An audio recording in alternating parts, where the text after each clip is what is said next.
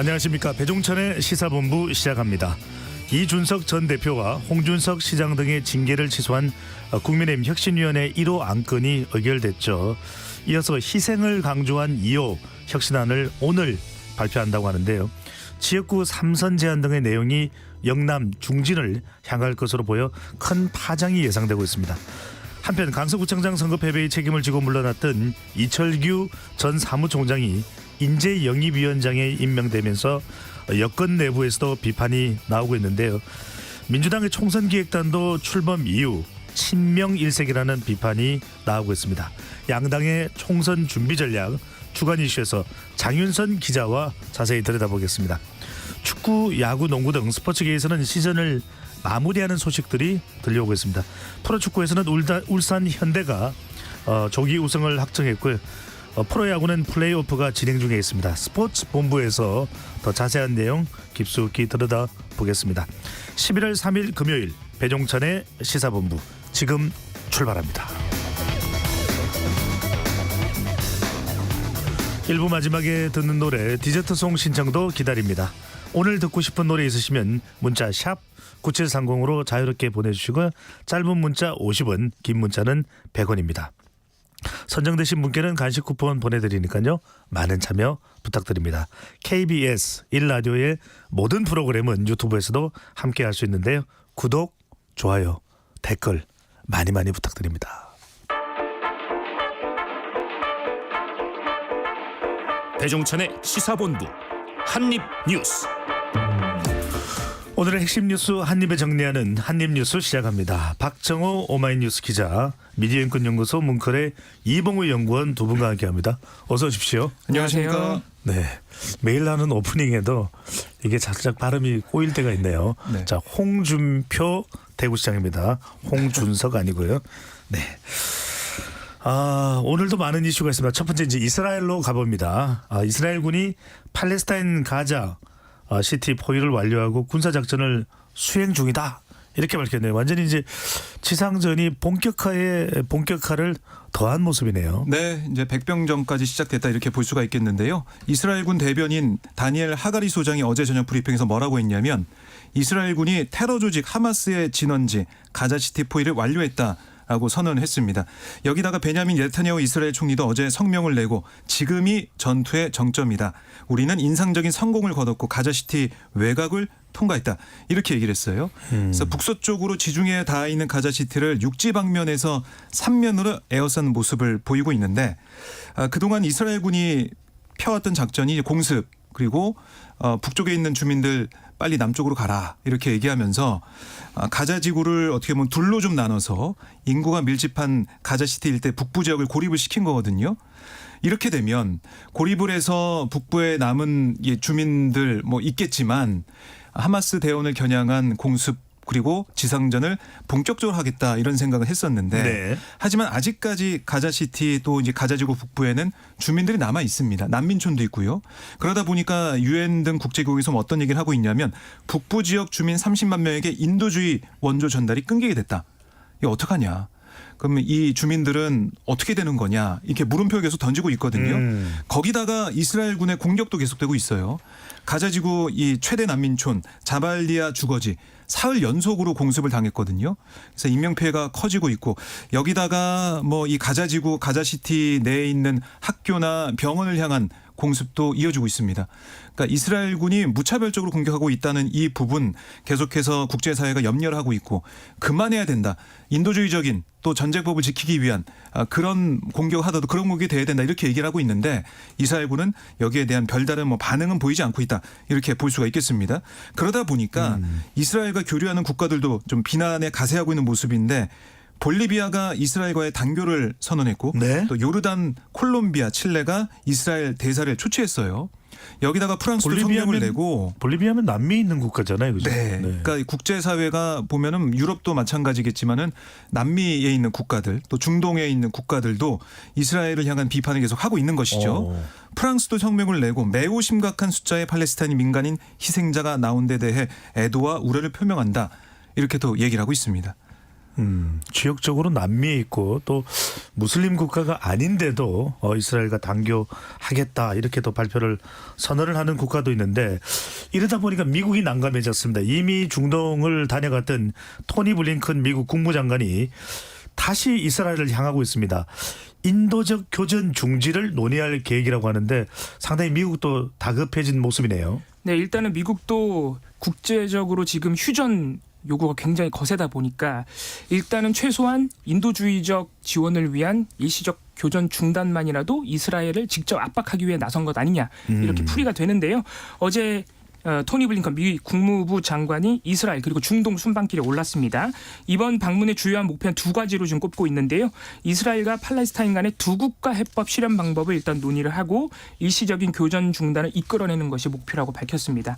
사실 미국은 두 국가 해법을 계속해서 얘기하고 있죠. 이 서한 지구에 이 팔레스타인 독립국가를 인정을 해줘서 만들어서 이스라엘과 팔레스타인이 평화롭게 공존하는 방안을 사실상 유일한 해법으로 보고 있는데 사실 그동안 계속해서 실현은 잘 안 되는 부분 그리고 그동안 사실 미국이 계속해서 휴전에 선을 긋고 있었어요. 근데 어제 바이든 대통령이 전쟁 시작하고 처음으로 이 인도주의적 지원을 위한 일시적 교전 중단을 언급을 했습니다. 가자에 억류된 인질을 구하기 위해 이스라엘과 하마스 간 교전을 일시 중단하는 게 필요하다. 이렇게 바이든 대통령이 얘기를 했거든요. 물론 이거에 대해서 백악관이 어제 또 이건 휴전은 아니다. 휴전은 정말로 전쟁을 중단하는 것을 의미를 하고 일시적 교전 중단은 인도주의적 지원이나 인질 구출을 위해서 이런 특정한 목표를 위해서 잠시 중단하는 거기 때문에 중단을 할 때마다 개별 협상이 계속 필요하다면서 선을 그었지만 어쨌든 토니 블링컨 장관이 직접 이스라엘과 중동 방문에 나서는 만큼 이 교전 중단에 대해서 미국의 압박이 있을 것으로 예상이 되고요. 또 요르단과 이스라엘, 튀르키예와의 연쇄회담도 지금 블링컨 장관이 준비를 하고 있거든요. 여기서 아마 일시적 교전 중단에 관련한 협상이 진행될 것으로 보입니다. 그리고 가자 지구에서 지금 이 사태가 끝난 이후에도 어떻게 할 것인가 지금 사후 대책이 없다는 지적이 많기 때문에 아까 말씀드린 두 국가 해법을 좀 근본적인 차원에서 사후적 해법으로 논의하는 것도 이번 토니 블링컨 장관의 순방에 목표로 포함되어 있는 것으로 알려져 있습니다. 네, 과연 교전 중지가 될지 좀 지켜봐야 될 것 같고요. 그나마 지금 다른 지역으로 옮겨갈 수 있는 곳은 포위되어 있는 가자 지구에서 이집트로 라파 국경 검문소를 통과하는 방법인데요. 지금 피난민 출국이 허용된 지 이틀째 수백 명이 탈출한 것으로 확인되고 있고 가자 지구에 체류 중이었던 우리 국민 5명도 이 검문소를 통해서 라파 검문소를 통해서 이집트로 이동을 했다고요. 네, 외교부의 발표가 있었습니다. 가자 지구에 체류 중이었던 우리 국민 전원이 이 라파 국경을 통과해 이집트로 입국했다라고 설명을 했는데 40대 한국인 여성 또 팔레스타인계 40대 남편 자녀 3명 5명이에요. 현지에서 오래 생활을 해왔다라고 알려지고 있는데요. 지금 외교부는 주 이집트 대사관 영사를 라파 국경에 파견해서 건강 상태를 확인했고 또 이집트 내 체류 편의를 제공하고 있다. 이렇게 설명을 하고 있습니다. 근데 지금 일부 언론을 통해서 이 한국인 가족 5명의 인터뷰가 좀 나오고 있는데 이러다 소리 없이 죽겠다 싶었다. 그만큼 상황이 너무나 심각했다라는 얘기를 하고 있고요. 무차별 공격이 상상 이상으로 심각했다. 이렇게도 강조를 했습니다. 그리고 이제 무사하게 나와 기쁜 마음도 있지만 남은 가족이나 친척들을 생각하면 마음이 너무 무겁고 아프다. 겨울은 몇 개 들어있는 가방만 들고 나왔는데 아무것도 없이 도망 나와서 앞으로 어떻게 해야 될지 막막하다. 이런 얘기를 했어요. 물론 우리 국민의 이제 심경을 전한 내용이 나오고 있지만 아마 지금 가자 지구에서 탈출한 이 외국 국적을 가지고 있는 그 주민들도 아마 다 같은 마음이지 않을까. 이 참상, 이 악몽, 이 지옥이 좀 빨리 끝나기를 바라는 마음일 것 같은데요. 국제사회가 이제 앞으로 계속 또 노력을 하겠지만 블링컨 장관의 이스라엘 방문 이후에 좀 변화가 있을지 계속 지켜봐야 될 것 같습니다. 네. 자, 이번에는 국내 소식입니다. 지금 많은 관심을 모으고 있는 것이 바로 김포시, 경기도 김포시 서울 편입인데요. 국민의힘은 연일 김포시의 서울 편입에 강하게 드라이브를 걸고 있는데요. 김포시에 이어서 경기도 구리시도 서울 편입 서울 편입 추진 의사를 밝혔는데요. 국민의힘 소속 백경현 구리시장의 어제 기자회견 내용 듣고 오겠습니다.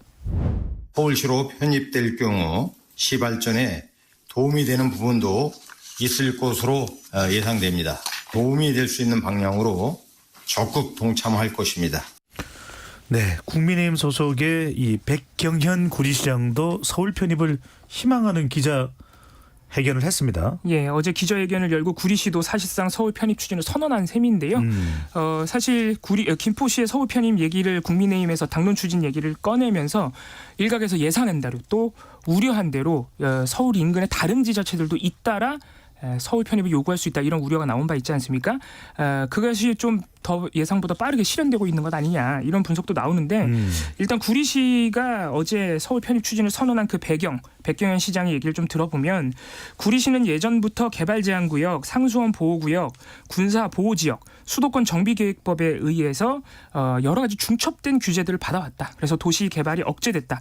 이에 따라 자족 도시의 역할 수행에 많은 어려움이 있다. 그러면서 서울시 편입으로 이런 어려움을 타개할 수 있다고 주장을 했고요. 서울시로 편입되면은 교통 인프라가 향상되고 부동산 자산 가치의 상승이 기대된다라는 얘기도 했습니다. 물론 이제 편입되더라도 특별자치구로서 각종 규제로 인한 개발 억제를 해소하는 등의 사후 대책도 필요하다. 노력을 하겠다. 이런 입장을 밝힌 것인데요.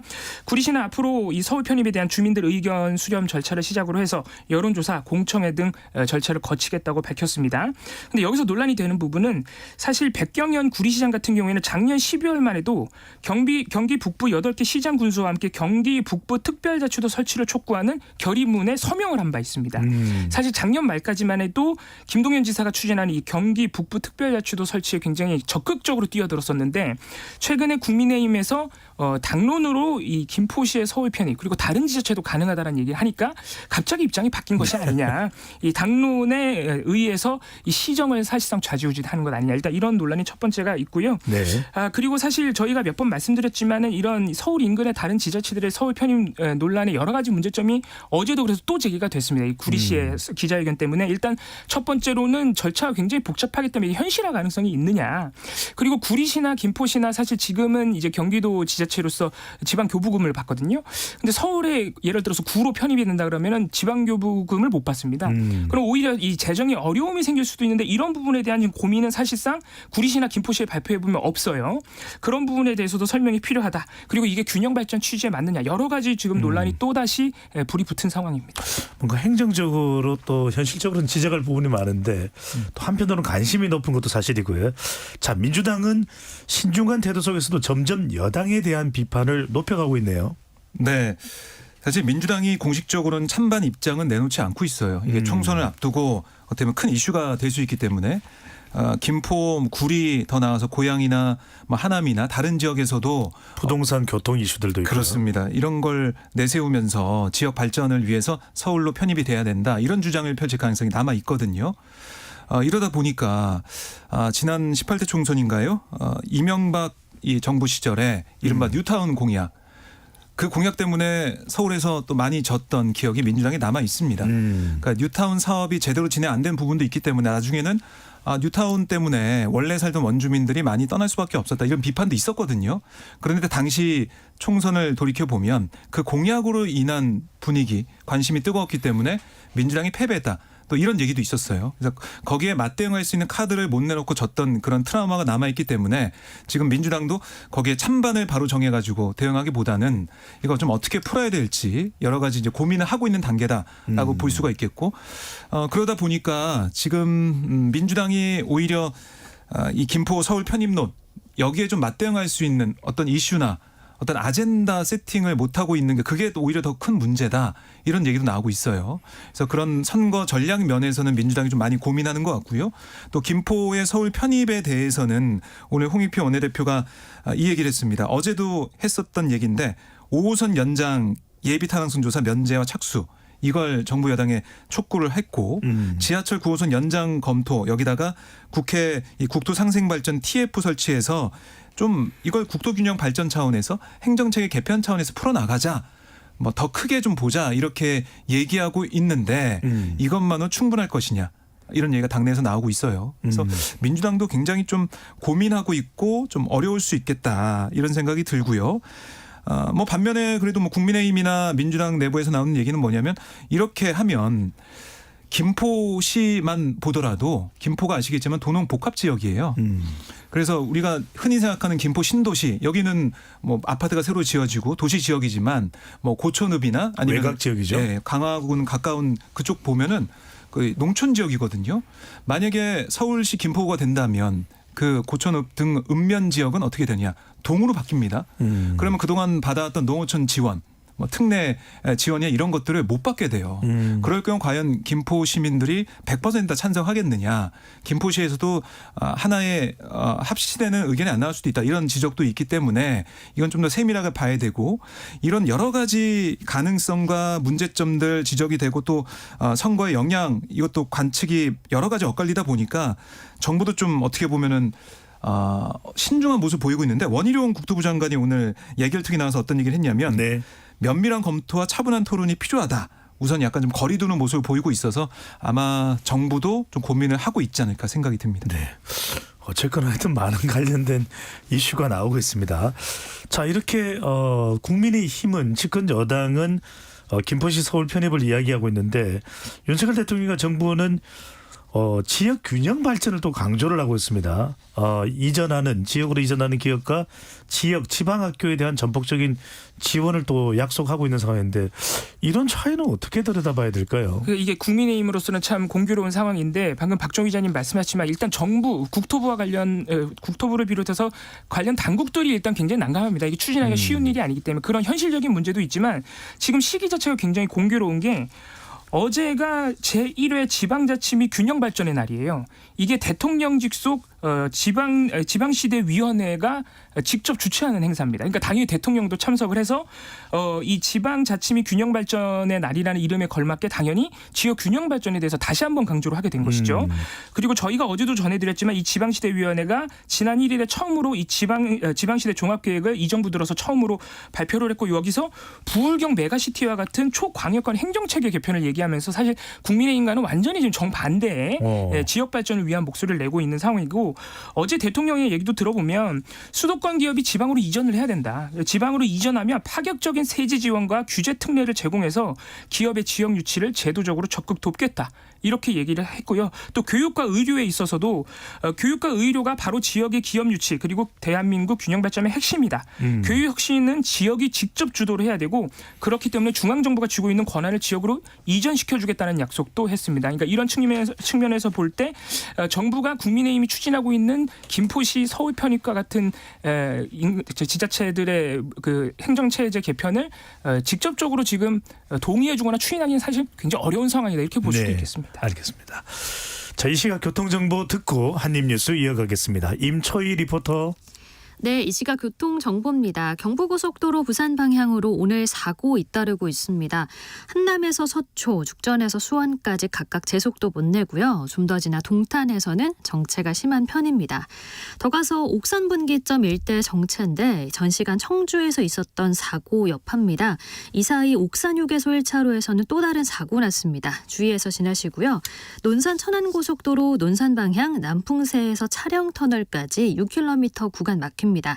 호남고속도로 순천 방향은 김제 부근에서 평소보다 3km 구간 막히는데요. 2차로를 막고 작업 중이고요.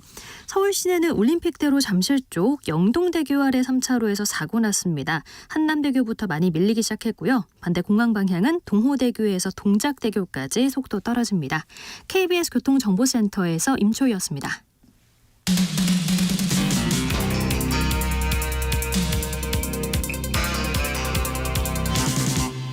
배종찬의 시사본부. 박정우 기자, 이봉우 연구원과 함께 한입뉴스 이어가겠습니다. 자, 지난 1일입니다. 요즘 뭐 경제 관련 이야기를 많이 하는데 비상경제 민생회의에서 윤석열 대통령이 카카오 모빌리티와 은행권의 독점을 직접 강하게 비판했는데요. 척결 대상으로 꼽기도 했습니다. 당시 윤석열 대통령의 발언 먼저 듣고 오겠습니다. 이 카카오의 이 택시에 대한 이 횡포는 매우 부도덕합니다. 이거는 반드시 정부가 제재를 해야 되니까 우리가 조치 방안을 마련해 주십시오. 은행의 이런 독과점 행태는 정부가 그냥 방치해서는 절대 안 됩니다. 이런 일이 없게 만들어야 돼. 너무 강한 기득권층입니다. 대통령이 상당히 강도 높은 발언입니다. 그러다 보니까 국민연금이 주주권을 행사해서 카카오 운영에 대해서도 좀 발언권을 높여야 된다 이런 이야기도 나오고 있네요. 네. 국민연금이 카카오와 BNK 금융지주 등에 대한 투자 목적을 상향 조정을 했어요. 그래서 주주권을 이 행사하는 데 있어서 그러니까 경영에 정부가 직접 개입할 수 있다 이런 전망까지도 나오고 있는데 단순 투자 목적에서 일반 투자로 카카오 등의 이제 기업에 대한 투자 목적을 변경했다는 공시를 국민연금이 내놓으면서 윤석열 대통령의 발언까지 좀 맞물리는 그런 상황이 된 거죠. 그러니까 카카오가 잘 못하고 있고 특히 이제 카카오택시 얘기를 하면서 여러 가지 독과점 문제를 지적한 내용까지 나오니까 이 카카오에 대해서 국민연금이 뭔가 개입을 하는 게 아니냐. 경영 참여하는 게 아니냐. 일반 투자라고 지금 돼 있지만 나중에 경영 참여까지 가는 게 아니냐 이런 얘기가 나오고 있는 거예요. 그러니까 단순 투자라는 것은 경영권에 관여하지 않고 단순 의결권만 행사하는 거지만 일반 투자, 그러니까 이번 일반 투자를 바뀐 건데 그렇게 되면 이사 선임 반대나 배당금 확대 제한, 위법 행위 임원에 대한 해임 청구 보다 적극적으로 주주권을 행사할 수 있게 되기 때문에 이게 공교로운 건지도 모르겠지만 대통령 발언 이후에 정부에 좀 개입할 수 있는 여지가 좀 커졌다. 이런 지적이 나오고 있는 것이죠. 지난해 말 기준 국민연금이 투자 중인 국내 주식 종목 1,175개 가운데 보유 목적이 일반 투자인 거는 100여 개 수준밖에 안 됐는데 이런 상황에서 카카오가 일반 투자 이렇게 투자 목적이 변경이 되다 보니까 이런 얘기가 나오고 있어요. 근데 국민연금 뭐라고 했냐면 이거 대통령 발언이 나오기 전에 보유 목적 등에 대한 공시를 한 만큼 과도한 해석이다. 방침상 개별 투자 사안에 대해 구체적으로 밝히진 않는다. 이렇게 해명을 했지만 이 대통령이 직접 어제 그저께 마포에서 국민들을 만나서 국민들의 얘기를 듣고 바로 한 이런 지시기 때문에 이게 좀 상황과 맞물려 가지고 국민연금도 좀 강력하게 좀 강하게 적극적으로 기업에 대해서 뭔가 조치하는 게 아니냐 이런 얘기는 계속 나오고 있는 그런 상황입니다. 네. 자, 이번엔 국민의힘 혁신위 이야기를 좀 해볼까요? 국민의힘 혁신위원회가 2호 안건을 지금 발표를 했습니까? 아직은 지금 발표는 안 된 것으로 보입니다. 네. 오전 10시 30분부터 지금 이뉴한 위원장 등 혁신위원회가 2호 혁신안 논의를 시작을 했고 아마 마무리가 되면은 지금 발표를 할 것으로 보이는데요. 일단 그동안 어떤 내용이 포함될 것인지는 많이 예상이 나왔었죠. 오늘 모두 발언에서도 이 이뉴한 위원장이 다시 한번 그동안 강조해왔던 희생 얘기를 한 번 더 했습니다. 네. 국민이 희생하고 정치인이 이득을 받는데 이제는 정치인이 희생을 감수하고 국민한테 이득을 돌려줘야 된다라고 강조를 했고요. 그래서 이번 2호 안건에 의원 세비 축소, 불체포 특권 포기 등 이런 희생과 적절하게 맞닿아 있는 안건들이 포함되지 않겠느냐라는 예상과 더불어서 가장 뇌관이 되고 있는 특히 이뉴한 위원장이 직접 강조를 많이 하고 있는 동일 지역구 3선 초과 연임 금지 이게 과연 정말로 들어갈 것이냐의 귀추가 주목되고 있는 상황이고요. 이게 사실 지역마다 특수성이 있고 영남 의원들 중에 그렇게까지 할 사람이 과연 있겠느냐 현실적인 얘기도 많이 나오지만은 특히 이 혁신위원 가운데에서는 일단 비정치권 인사가 많아서 이걸 진짜로 통과시킬 수도 있다. 2호 안건에 이런 예상이 나오는과 동시에 이게 통과되면은 특히 영남 중진 의원들 같은 경우에는 소위 친윤으로 평가되는 의원들이 많이 있어가지고 이게 정말 혁신이 안건에 논의에 들어가면은 굉장히 큰 갈등이 발생할 수 있지 않겠느냐 이런 우려도 나오고 있습니다. 바로 그 부분입니다. 그 부분 이뉴한 위원장의 발언 직접 들어보고 더 이야기 나눠볼 텐데요. 언론 인터뷰에서 영남 중진 또 친윤 인사들의 서울 수도권 출마를 제안하고 있는데 경북 또 경남이라는 이야기는 안 했다 이렇게 또 발언 내용에 포함을 시켰습니다. SBS 라디오 김태현의 정치쇼 인터뷰 이뉴한 위원장의 발언 잠시 듣고 오겠습니다. 경남 경북 이름은 거명 안 했어요. 나와야 된다 수도권. 이제 하나 더 얘기할게. 깜짝 놀랄 거. 당신들이 얘기하는 윤핵관은 뭐 핵무기야 뭐야. 난 핵이라는 말을 왜 쓰는지 모르겠어. 좀 점잖은 표현을 써. 그 나쁜 말이야. 윤 대통령하고 가까운 분들, 소통 많이 하는 분들, 그분들도 수도권에 좀 나와야 돼. 네. 상당히 강도 높은 발언입니다. 네, 거침이 없습니다. 네, 거침이 없다. 어떻게 봐야 될까요? 네, 그러니까 지금 혁신위가 사람들이 이제 주목을 받고 있는 상황에서 뭔가 그동안 예상하지 못했던 안이 나와야 된다 이런 생각을 이뉴한 혁신위는 하고 있는 것 같아요. 그래서 잘 건드리기 어려웠던 힘들었던 이 같은 지역 이 3선 초가 이것도 얘기를 하고 있고 특히 영남 지역의 이제 중진들이 희생해야 된다.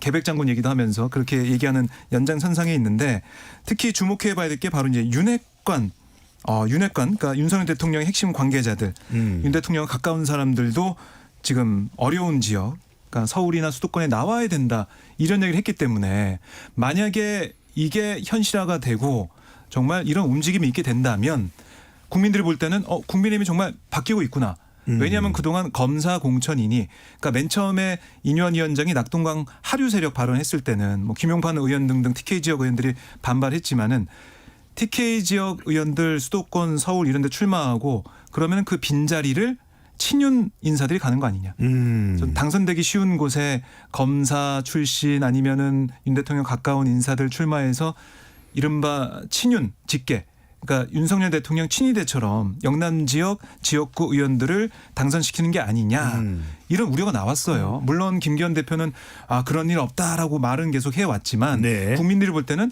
아니 영남 중진들 지금 수도권에 나오라 하는 건 거기 비우겠다는 거 아니냐. 비우겠다는 거는 누굴 채워 넣을 텐데 친윤이 가는 거 아니냐 이런 생각했는데 인유한 위원장이 이렇게 얘기하다 보니까 말이 이렇게 나오다 보니까 센데 이렇게 생각하게 되는 거죠. 네. 그리고 정말 이런 안이 혁신안이 나와서 통과가 된다면 어떤 뭐 문구로 해서 안건이 돼서 통과가 된다면 이거는 정말 국민들이 볼 때 국민의힘이 총선에서는 다른 모습 보이겠구나 이런 생각할 수가 있어요. 그런데 또 한편으로는 어제 이철규 전 사무총장이 이대로 될까가 문제네요. 네, 어제 이제 이철규 전 사무총장이 인재영입 위원장으로 왔지 않습니까? 그래서 그걸 보면서 비운계나 아니면은 당 밖에서 보는 사람들은 이거 뭐야? 인재 영입만 한다고 하지만 우리가 인재 영입할 때 소장님 오세요. 저희 당에 오세요. 그럴 때 내년 저희가 공천 드릴게요. 이렇게 이렇게 얘기하면서 데려오잖아요. 그러네요. 그게 뭐 사실 상식 아닙니까? 물론 공천과 인재 영입은 상관없다라고 얘기하고 있지만 뭔가 얘기가 있어서 오는 거 아니에요? 현실적으로. 네. 그러다 보니까 이철규 전 사무총장이 또 인재영입 위원장 된 거는 이건 또 윤심이 작용하는 건데 이거 어떻게 되지? 그래서 지금 여러 가지 것들이 뒤섞여 있는데 네. 오늘 나올 혁신이 2호 건 그다음에 인유한 위원장이 이제 발언 나온 윤핵관의 험지 출마 이게 실질적으로 어떻게 될지 이게 좀 중요한 관전 포인트가 아닐까 싶습니다. 자칫 인요한 대 이철규의 대결이 될 수도 있겠네요. 네, 그럼 구도도 될 수 있겠습니다. 자, 이번에는 이번에는 세월호 이야기를 좀 해봐야 될 것 같습니다. 세월호 참사 관련 김석균 전 해양경찰청 등 해경 지휘부가 어제 대법원에서 모두 판결을 받았는데 무죄를 선고받았습니다. 그래서 세월호 유가족들은 강력하게 반발하고 있는데 세월호 4.16 세월호 참사 가족협의회의 김종기 유족의 발언부터 먼저 듣고 오겠습니다. 상황 판단을 할 수 없어서 적절한 지시를 내릴 수가 없는 상황이었기 때문에 죄가 없다는 쾌변 같은 판결을 그 어느 누가 수긍할 수 있으며 도대체 어떤 잘못을 저질러야 죄가 있다는 것입니까? 일단 대법원 판결 내용이 어떻습니까? 네, 어제 9년 만에 이 김석균 해경청장 등 박근혜 정부 당시 해경 지휘부 전원 무죄가 나왔습니다. 특히 과실치사 혐의에 대해서는 모두 그러니까 참사 책임, 특히 구조 실패 책임에 대해서는 사실상 책임지는 사람이 이제 처벌받는 사람이 없는 것으로 9년 만에 확정이 된 것인데요. 세월호 구조 실패에 대한 법적 책임을 진 사람은 당시 현장 지휘관이었던 김경일 전 123 정장 단 한 명만 지금 처벌을 받았고 네. 그 윗급들은 일단 다 무죄를 받았습니다. 어제 대법원 판결 전해드리면요. 2014년 4월 16일 세월호 참사 당시 구조에 필요한 주의 의무를 다하지 않아 303명을 사망하게 했다는 혐의로 기소가 된 것인데 1, 2심 법원이 이 김석균 청장 등이 사고 초기에 세월호와 교신하려고 나름 노력을 했는데 잘 안 된 것이고 또 세월호 선장과 선원들이 상황을 제대로 보고도 하지 않은 채 퇴선 명령도 안 하고 승객들에게 마음대로 이 선장과 선원들이 탈출을 해버렸기 때문에 네. 해경으로서는 배 안의 상황을 파악하기가 쉽지가 않았다. 그렇기 때문에 이 과실치사 혐의까지 보기는 어렵다는 판단을 했고 이것을 대법원이 어제 인정을 최종적으로 확정 판결을 한 것입니다. 이게 유족 입장에서는 결국에는 그러면은 이 세월호 구조 실패 책임을 지는 책임자가 한 명도 없는 것으로 사실 보이기 때문에 방금 들었다시피 이 세월호 참사 유가족 협의회 그리고 시민사회에서는 여러 가지 비판이 나오고 있는 상황입니다. 네, 그렇군요. 자, 이번에는 후쿠시마로 가보겠습니다. 3차 방류가 이제 시작이 됐고요. 자, 지난달에 이 방류 이후에 다액종 제거 설비 청소 작업 도중에 배관이 터져서 오염수가 분출됐다. 이런 사고 소식 전해드린 바가 있는데 일본 규제 당국도 도쿄 전력에 경고를 보냈다고요. 네, 일본의 원자력 규제위원회 어제 그저께 기자회견했는데 운전 관리에 소홀히 했다라면서 도쿄전력을 비판을 했어요. 특히 저희가 전해드렸던 지난달 25일 오염수 분출 사고 5명의 오염수를 뒤집어 썼고 이 중 2명이 피폭량이 커서 입원 치료받다가 퇴원을 했죠. 그래서 처음에는 100ml라고 이 오염수 분출 사고 그 양을 얘기했던 도쿄전력이 한 닷새 뒤에 수리터 정도라고 정정을 했는데 양이 많이 늘어났어요. 근데 수리터 정도. 이거는 정확한 양을 모른다는 겁니다. 그만큼 관리가 제대로 되지 않고 있다라고 일본 원자력 규제위원회도 이렇게 도쿄전력을 비판을 한 거고요. 그래서 관리부실 이거 심각하다. 자세한 사고 경위와 작업자 피폭량 보고하라. 이렇게 요구를 했어요.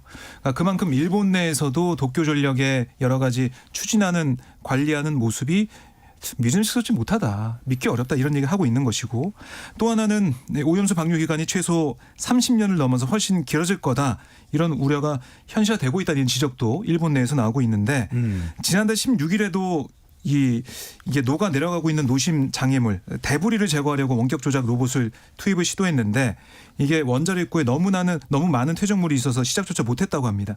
그래서 결국 폐로가 2041년부터 2051년 사이에 완료될 거다라는 도쿄전력의 계획 이것도 지연될 것 같거든요. 그러니까 도쿄전력이 예상했던 그 계획도 지연되고 또 이런 사고에 대해서 도쿄전력이 제대로 보고도 안 하고 이러다 보니까 일본에서도 비판 여론이 커지고 있습니다. 정확하게 일단은 모니터링하는 게 중요할 것 같습니다. 규제당국도 일본 규제당도 보고 있는 것이고요. IAEA 또 우리 정부도 잘 모니터링을 해야겠습니다. 지금까지 박정우 오마이뉴스 기자, 이봉우 미디어인권연구소 문콜 연구원과 한입뉴스 함께했습니다. 두 분 말씀 잘 들었습니다. 고맙습니다. 자, 장안의 화제죠. 오늘의 디저트송입니다. 5906님 안녕하세요. 직장생활하며 점심 식사 후 배종찬의 시사본부 자주 듣는데 디저트송 신청은 처음 해보네요. 날카로운 정치 분석과 다양한 분야의 뉴스 유익합니다. 지금 시사본부를 듣고 있는 청취자분들 행복한 주말 되기 바랍니다. 맑고 청량한 가을 하늘이 떠오르는 노래 신청해 주셨습니다. 스티비 원더의 Ribbon in the Sky 디저트송으로 신청합니다라고 말씀 주셨죠. 요즘 같은 계절에 딱 맞는 팝송입니다. 모바일 치킨 쿠폰 보내드리고 노래 듣고 입으로 돌아오겠습니다.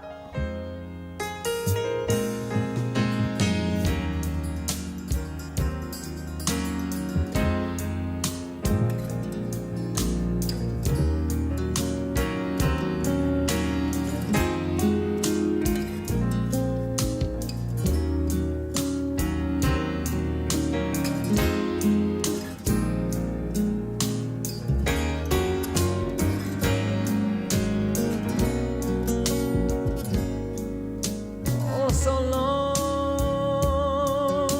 for this night I prayed that a star would guide you my way to share with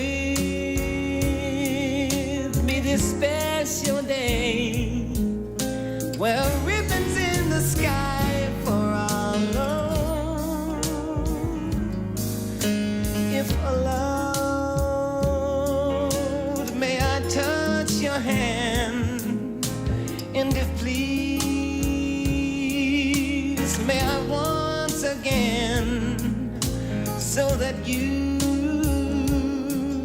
too will understand. There's a ribbon in the sky for our love.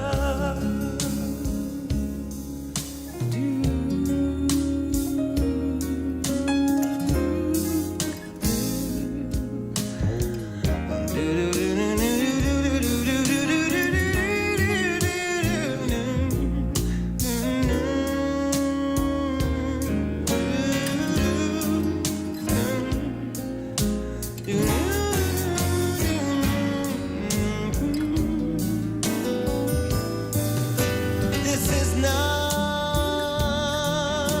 a coincidence, and far more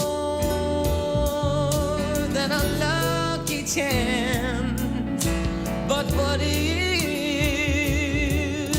that was always meant is a ribbon in the sky for our love.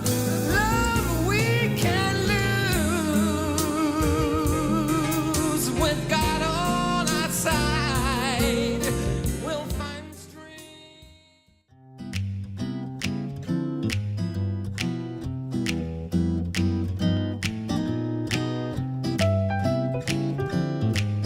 안녕하세요. 바른말, 고운말입니다. KBS 1텔레비전에서 방송되고 있는 우리말 겨루기에서 나왔던 문제를 짚어보겠습니다. 오늘은 우리말 달인 도전 1단계 문제고요. 2개 중에서 맞는 표현을 맞히면 됩니다. 먼저 유리창이 부예지다라는 문장에서 부예지다의 두 번째 음절 예의 모음은 어떻게 쓸까요? 야이 예와 여이 예 중에서 어느 것이 맞을까요? 이 경우에는 모음 여이 예를 쓰는 것이 맞습니다. 부예지다는 연기나 안개가 낀 것처럼 선명하지 못하고 조금 허옇게 되다를 뜻하는 동사인데요. 첫 음절과 두 번째 음절의 모음은 모두 음성 모음을 씁니다. 참고로 둘 다 양성 모음을 쓰는 보예지다도 있는데요. 이것은 부예지다의 작은 말입니다. 두 번째 문제입니다. 뒤란에 꽃이 피다와 뒤 안에 꽃이 피다 중에서 맞는 것은 어느 것일까요? 여기서는 뒤란이 맞습니다. 뒤란은 집 뒤에 울타리의 안을 뜻하는 말인데요. 본말은 뒤울 안입니다. 집 뒤란에 여러 가지 꽃이 피어 있다 같이 말할 수 있습니다. 자, 마지막. 뭐든 그 사람은 잘해 제끼다. 이 문장에서 제끼다의 첫 음절 제의 모음은 I, L을 씁니다. 제끼다가 보조동사로 사용될 때는 동사 뒤에서 제끼다의 구성으로 쓰여서 이를 솜씨 있고 쉽게 처리하거나 빠르게 해버림을 나타냅니다. 바른말 고운말 아나운서 변희영이었습니다. 단 1-20%의 가능성도 저는 있다고 보기 때문에 이거는 국민들도 다 알 수밖에 없는 문제이기 때문에 논리와 논리가 부딪히고 삶에서 좀 기댈 곳, 기댈 사람 이런 것들이 좀 필요한 것 같아요. 뭔가 우리가 좀 치유가 돼야 될 것 같아요. 느슨해져야 될 것 같아요. 이성과 감정이 만나는 곳 KBS 열린 토론 평일 저녁 7시 20분 정준이와 함께합니다.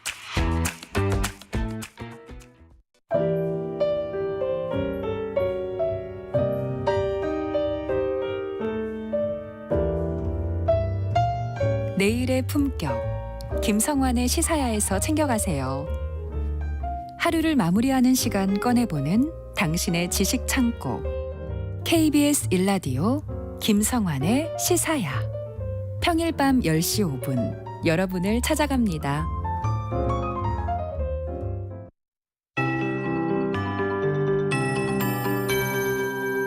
KBS 58분 날씨. 오늘 흐린 가운데 중부지방 중심으로 천둥, 번개 동반해서 비가 내리겠습니다. 저녁에는 모두 그칠 걸로 보이고요. 오후부터는 호남과 제주, 밤에는 영동 지방에 비가 시작되겠습니다. 내일 소강 상태인 곳도 있겠고 수도권 충남으로 5에서 20mm, 강원도와 남부 제주에는 5에서 50mm 안팎의 비가 예상되고 있습니다. 모레 새벽부터 글피 오전 사이에 전국적으로 많은 비가 내리겠습니다. 특히 비구름대가 더욱 강하게 발달하는 모레 밤부터 글피 오전 사이에는 돌풍과 함께 천둥, 번개 동반한 시간당 20에서 40mm의 강도로 많은 비가 쏟아지겠습니다. 특히 비구름대의 인접 지역인 중부지방과 더불어 지형적 영향을 받는 제주 지역에는 최대 100mm 안팎의 비가 쏟아지는 곳도 있겠습니다. 그리고 모레와 글피 사이 전국에 강풍도 동반되겠는데요. 대부분 해안과 제주, 강원 산지 위주로 매우 강한 바람이 지나겠습니다. 풍랑 또한 주의하셔야겠고 비가 그친 뒤 추워지겠습니다. 오늘 낮 최고 기온은 서울 21도, 강릉, 대전, 전주 24도 등 19도에서 26도 분포가 되겠습니다. 또 오늘 밤부터 동해상의 물결이 매우 높아지고요. 내일부터는 동해안의 너울성 파도가 높겠습니다. 또 오늘 오후까지는 그래도 영동과 경북 산지 바람 강하게 불겠습니다. 지금 서울의 기온은 19.7도입니다. 강혜종입니다.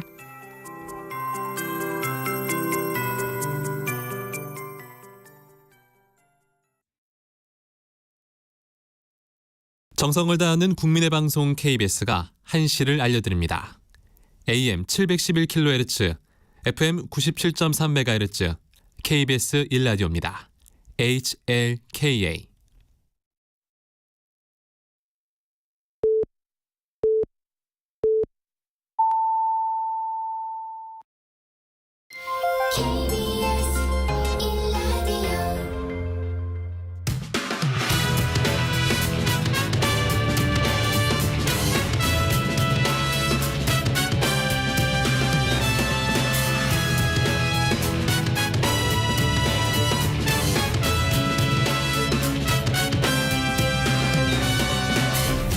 KBS 1라디오 배종찬의 시사본부.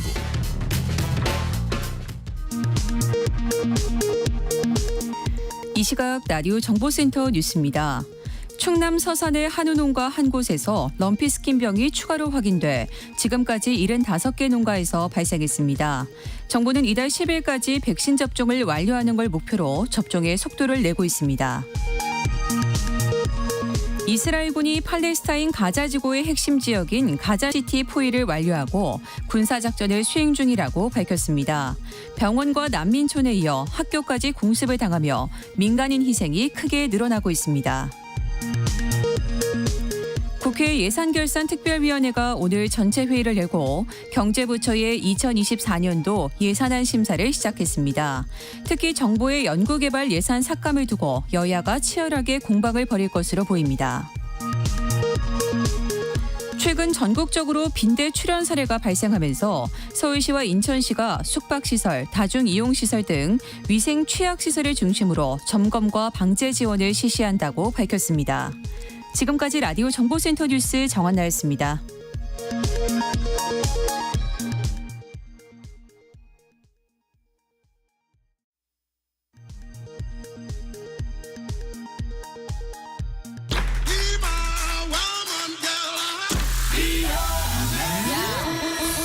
인터넷에서 화제가 된 뉴스를 다뤄보는 스트릿 뉴스 파이터 시간입니다. 오늘은 조현정 시사평론가와 함께합니다. 어서 오십시오. 안녕하세요. 네, 청취자분들도 외국 여행하시는 분들 참 많으실 거예요. 네. 또 가까운 나라부터 먼 나라에 이르기까지. 조현정 평론가도 여행 할 수만 있다면 좋아하시죠? 그럼요. 할 수만 있다면. 네. 여행을 갔을 때 그 나라의 첫인상이 만들어지는 곳이 바로 이제 공항이 될 가능성이 상당히 높은데 여행할 때의 이미지 참 그 나라의 그 이후의 네. 이미지까지도 기억까지도 결정하는 거 아닌가 싶은 생각이 듭니다. 자, 첫 번째 주제와 관련이 있어서 이런 말씀을 드려봤는데 태국에서는 한국 여행을 가지 말자는 분위기가 확산되고 있다고 하는데요. 온라인에서 한국 여행 금지라는 태그도 100만 건이 넘게 나오고 있다고요? 네. 이게 한국에서 그 입국 심사가 너무 엄격해지면서 입국을 거부당하는 태국인들이 많아지면서 이런 분위기가 확산되고 있습니다. 그건 왜 그럴까요? 일단 우리나라에서는 불법 체류 노동자들을 검열한다라는 명분이 있는데 태국인들이 받아들이기에는 우리는 그 K 한류 한국이 너무 궁금하고 그래서 돈을 모아서 어떤 로망을 가지고 왔는데 이렇게 우리 태국인만 차별을 한다. 이런 분위기가 확산이 되고 있는 거예요. 그러니까 각자 서로 막 이런 경험담을 또 올리면서 그게 공유되고 퍼지고 있는데 태국의 한 인플루언서가 비자 받아서 한국 방문했는데 출입국 심사를 통과 못하고 구금됐다가 돌려보내졌다. 구금까지 됐다고 하고 또 인플루언서가 이런 얘기를 하니까 네. 사람들이 놀라서 이제 공감을 하고 있고 또 한 여성의 경험담으로는 본인은 한국을 4번이나 방문을 했고 이번에도 왕복 항공권에 호텔까지 예약했는데 입국을 거절당했다. 그리고 또 다른 사람은 급여에 비해서 너무 많은 돈을 갖고 있다는 이유로 입국이 거부됐다.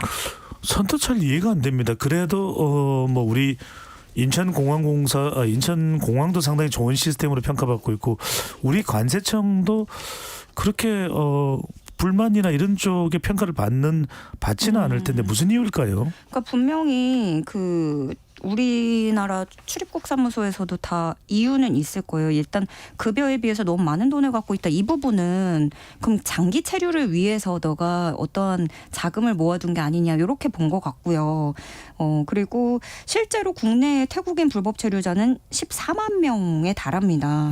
그래서 분명히 이 부분에 국민들도 우려하는 게 있어요. 어떤 분들은 더 강경하게 해달라라는 요구 사항도 있고 또 실제로 이거를 어느 국적이 그랬다라고 특정하긴 어렵지만 뭐 이런 노동자들이 많이 모여 있는 농촌 같은 곳에서는 이런 동남아 쪽에서 온 태국인들도 이번에 많이 적발이 됐고 그 하우스에서 마약을 키워가지고 그게 뭐 확산을 시킨다든가 네. 뭐 이런 유입이 된 요인도 있기 때문에 여기에서 이제 반발하는 목소리들 이런 것도 분명히 있긴 합니다.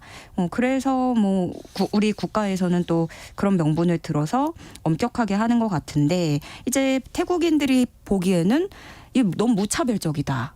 아무한테나 다 그런다. 선량하게 가려는 사람들까지도 공항에서 이렇게 돌려보내면 우리는 너무 이게 정당하지 않다고 생각한다. 그러니까 국민 감정이 들끓어 오르는 거죠.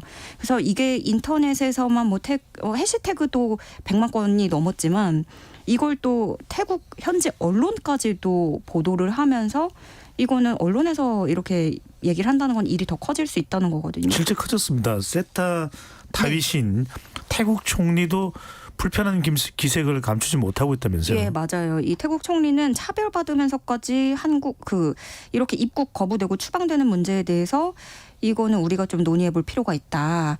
그래서 오늘 우리나라 그 외교부 장호진 1차관이 태국을 또 방문하기로 했고요. 그래서 방콕 포스트에서는 태국 관광객들이 한국에 등을 돌리다. 라는 제목으로 썼고 또 네이션이라는 태국 매체는 사랑에서 증오로 태국인들이 한국에 등 돌린 이유 이렇게 또 제목을 뽑았더라고요. 네. 그래서 어떤 뭐 전문가들이 얘기하는 거는 불법 노동자의 입국을 돕는 루트가 분명히 있거든요. 그래서 그런 네트워크를 좀 차단을 하고 또 합법적인 루트를 마련해서 이제 쌍방이 같이 문제를 해결해 나가야 된다. 이렇게 조언을 하고 있습니다. 네. 가려낼 건 가려내야 되겠지만은 네. 뭐 선의로 국내에 또 방문을 대한민국 한류가 좋아서 들어오는 관광객들이 차단돼서는 안 될 테고 더군다나 우리 대한민국 이미지가 나빠진 쪽으로까지 연결돼서는 안 될 것으로 보입니다. 자, 두 번째 주제로 갑니다. 앞으로 국내에서도 넷플릭스 계정을 다른 사람들과 공유하면 추가 요금을 내게 됐습니다. 네. 넷플릭스 이용하시는 분들이 어제 오늘 꽤 혼란스러운 모습이 나오고 있다면서요. 그중 하나가 접니다. 어제 틀었더니 네. 예, 계정 등록을 또 하라고 이제 확정을 지으라고 이 집에서만 볼 것이다. 요걸 확정을 하라는 거예요. 근데 저는 또 다른 가구랑 공유를 하고 있었거든요. 그래서 서로 이제 많은 분들이 계정 했던 패밀리들을 정리하고 이런 모습입니다. 아니면은 추가 요금을 내야 되는 상황이고요. 네, 매달 5,000원을 내야 돼요. 이거 보통 가격이 아니거든요.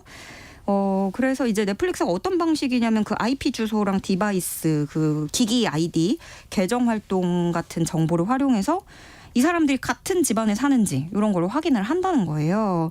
근데 이제 보통 많이 쓰시는 게 4명이 같이 공유하는 거거든요. 근데 이렇게 계정 공유했던 분들이 이제 다 따로 떨어져 나가서 별도 계정을 이제 새로 만들려면 그 사이에 또 가격이 올랐어요. 그래서 프리미엄 같은 경우에는 월 17,000원, 스탠다드 계정이면 월 13,500원을 새롭게 내야 됩니다. 이건 뭐 적지 않은 금액이네요. 네. 근데 그동안 넷플릭스가 계속 이제 독려를 했던 게 뭐냐면 비밀번호를 공유하는 건 사랑이다 이러면서 계정 공유를 오히려 막 앞장서서 널리 퍼뜨렸어요. 비밀번호를 공유하는 것은 절약이 아니라 사랑이라고요? 네, 뭐 마치 그런 마케팅인 거죠. 뭐 집 열쇠를 주면서 뭐 그런 것처럼 너에게 이런 것까지 내어줄 수 있어. 나의 비밀번호 뭐 이런 거 같은데 그런 식으로 회원을 일단 늘려놨습니다. 근데 이게 넷플릭스가 지난해 1분기 실적 발표를 했는데 이때 그 전 세계 1억 가구 이상의 계정을 공유하고 있다라고 추산이 나왔거든요. 회원이 2억 5천만 명 정도인데 1억 가구가 계정을 공유하니까 본인들은 이 공유 계정이 우리 수익에 악영향을 주고 있다라고 결론을 내린 거죠. 네. 근데 요걸 보면서 이제 미디어 소비도 뭐 진작부터 그러긴 했지만 진짜 빈익빈 부익부가 더 확실해지고 있다. 앞으로는 진짜 이 정도 돈이 없으면 콘텐츠를 못 보는 건가? 그리고 또 이럴 때일수록 우리 이런 공영방송의 역할에 대해서도 또 생각을 해보게 됐고요. 네. 네, 최근에 이제 넷플릭스뿐만이 아닙니다. 이 디즈니 플러스도 비슷하게 지금 이런 정책을 도입하는 모습이라서 다른 업체들의 이제 OTT에 줄줄이 또 영향을 줄 것으로 보입니다. 이게 뭐 소비자들이 봉이 돼서는 안 되는 건데 그죠? 어느 정도 소비자들이 이제는 이 마케팅 권한 내에 들어와 있다 이렇게 판단하고 아마도 이제 계정 분리를 하는 것 같은데 뭐 청취자분들께 뭐 짧게 소개를 해드리면 깨알 PR을 해드리면 우리 KBS도 OTT가 있다라는 거 무료입니다. 무료입니다. 네. 자, 세 번째 주제로 넘어가겠습니다. 성균관이 현대시대에 맞는 관소화된 제사 권고안을 발표했는데요. 남자도 같이 간소하게. 네. 이게 핵심이네요. 어떤 구체적인 내용인가요? 네, 이게 일단 얼마 전에 성균관 의례정립위원회가 설문조사를 했어요. 성인 남녀 1,500명을 대상으로 조사를 했더니 성인 10명 중에 6명이 제사를 지낼 계획이 없다라고 네. 밝혔고요. 이에 따라서 성균관 의례정립위원회가 이제 이 권고안을 발표를 한 건데, 제사 음식을 마련하는 건 여성에게 편중될 게 아니라 가족이 다 같이 남성도 준비하는 게 좋다. 100번 옳은 이야기죠. 네. 네. 그리고 음식도 좀 간소하게 2가지 종류가 있습니다. 조상이 돌아가신 날을 지내는 기제는 과일 3종, 밥, 국술, 떡, 나물, 나박김치, 젓갈, 포탕, 간장 등을 곁들이는 거고, 그 평소에 묘에서 지내는 묘제 있잖아요. 이건 더 간소해집니다. 술, 떡, 포, 적, 과일, 간장. 더 간략해진 모델이죠. 이외에도 돌아가신 분께서 좋아하던 음식을 올려도 좋다. 그러니까 밥 한 그릇이어도 정성을 다하면 된다. 그러니까 그 형식이 중요한 게 아니고, 마음이다. 네, 뭐 좋아하던 음식이면 피자여도 되고 떡볶이여도 된다는 거고, 그리고 또 밤이 아니어도 되고 낮에 해도 되고, 제기 대신에 일반 그릇 써도 되고, 충문도 한자가 어려우니까 한글로 써도 된다. 예. 뭐 프린트 해도 되는 거죠. 네. 네. 성균관에서 내보인 것 중에는 가장 파격적인 내용인 것 같고, 네. 결국에 각자 형편에 맞게 지내고, 그리고 이제 남아있는 사람들이 좋은 시간을 보내고 모이고, 요거에 의의를 두자, 뭐 요런 걸로 해석이 됩니다. 네. 뭐 이걸 하루아침에 뭐 바꿀 수 있는지는 모르겠는데, 네. 또 너무 확 바꾸면은 또 유교 문화나 제사의 또 의미를 또 살려왔던 또 어르신분들은 네. 또 이 방송이나 이 관련된 내용들 에잉 이러실 수도 있으니까 근데 좀 바꿔서라도 오히려 길게 지속하는 게 더 좋지 않을까요? 그게 맞는 것 같네요. 네. 자, 조윤정 평론가의 또 신박한 내용 소개까지 오늘 말씀은 여기까지 듣겠습니다.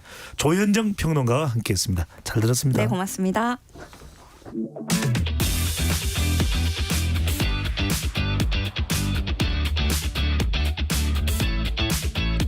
배종찬의 시사본부는 여러분과 함께합니다.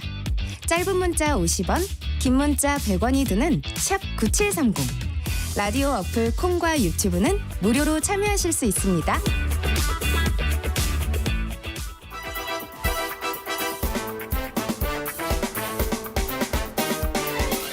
이번 한 주 어떤 소식이 가장 뜨거운 뉴스인지 한 주간의 뉴스들을 종합 정리하고 미처 못다한 이야기까지 챙겨드립니다.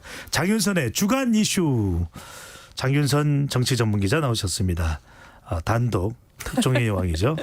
어떻게 그 장윤선의 편의점은 잘 됩니까? 잘 팔립니까? 물건들이? 그러니까 배종찬 소장께서 빨리 오셔가지고 같이 팔아주셔야 장사가 좀 너무 재밌어요. 저는 이 중간에 나가는 광고 있잖아요. 운전하다가 그거 들으면서 막 웃고 그래요. 네. 제가 나가는 순간 바로 오픈런이죠. 편의점 뭐 다. 네, 다 동난다. 동난다. 이렇게 봐야 될 것 같습니다. 네, 감사합니다. 네, 자제해달라는 지금 스태프분들의 의견이 있네요. 네. 자, 첫 번째 질문입니다. 국민의힘이 내년 총선을 대비할 인재 영입위원장으로 이철규 전 사무총장을 임명했습니다.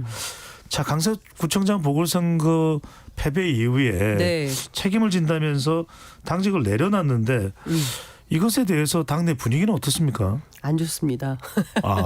네, 일단 비윤계 반발이 좀 큰데요. 김무 의원 같은 경우에는 결국 시키는 대로만 말하는 대로가 아니라 시키는 대로만 하는 윤심 100% 인사만 영입하겠다는 거 아니냐. 이제 이런 비판을 하고 있고요. 누군지 알겠네요. 네, 지난 8월에 의총장에서 이철규 총장이 함께 항해하는데 노를 거꾸로 젓는다거나 구멍이나 내는 승객은 승선할 수 없다. 이른바 승선 불가론을 얘기해서 논란이 좀 됐던 바가 있었는데요.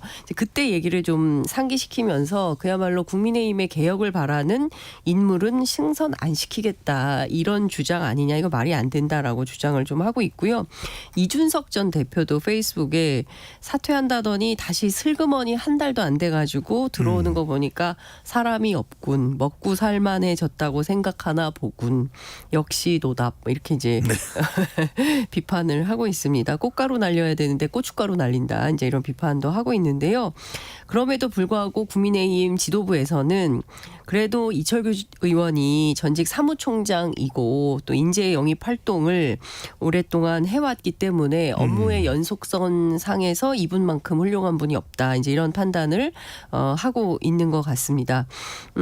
어찌됐든 19일 만에 복귀를 한 거잖아요. 그러니까 그 강서구청장 보궐선거 패배의 책임을 지고 물러났는데 다시 19일 만에 오는 게 이게 과연 상식적인 처사냐 이런 불만들은 좀 있는 것 같습니다. 네.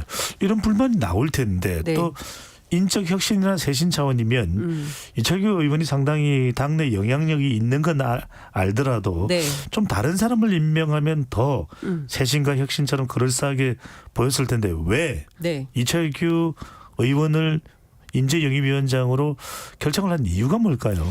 제가 그래서 취재를 했는데 오늘 국민의힘의 한 수도권 당협위원장하고 통화를 했는데요. 네. 이철규 의원이 사무총장 시절부터 받아놓은 명단이 있다. 여러 명단이 있다. 그러니까 뭐냐면 용산에서 일단 받은 명단이 있고 또 하나는 이것을 자칭 이제 자기들은 하명 명단이라고 표현을 한대요. 일단은 뭐 그 위원장 분의 설명인 겁니다. 그렇죠. 네. 수도권 당협위원장. 이제 이따가 설명드리겠지만 영남 지역 중진도 비슷한 맥락의 얘기를 합니다. 그리고 또 하나는 기존에 받아둔 당의 명단, 뭐 이런 명단들을 취합해서 갖고 있는 사람이 이철규 의원이다. 그렇기 때문에 당에서는 아무래도 총선 공천의 로드맵을 그릴 수 있는 최적의 인물로 이철규 총장을 꼽은 거 아니냐. 실무적으로 가장 좋다. 이런 판단을 하는 것 같다라고 얘기를 하고 있고요. 또 한 측면에서는 대표적인 당내 친윤 인사로 친윤 핵심 이렇게 표현이 되고 있기 때문에 용산의 공천 통로로 작용하지 않겠냐 이런 전망도 하고 있습니다. 그러니까 오히려 사무총장직은 내려놨지만 네. 전화위복 됐고 그렇죠. 더 영향력은 막강해진 것 아니냐. 그렇습니다. 자 그러면 어쨌거나 지금 혁신위원회도 가동되고 있는 상태고 네. 또 뭐 김포 서울시 편입 등 또 굵직한 또 이슈도 꺼내놓고 있는 상황인데 그러면 다른 혁신을 통해서 인적 또 뭔가 지명하는 사람의 혁신을 통해서 더 지지율을 끌어올려야 될 텐데 네.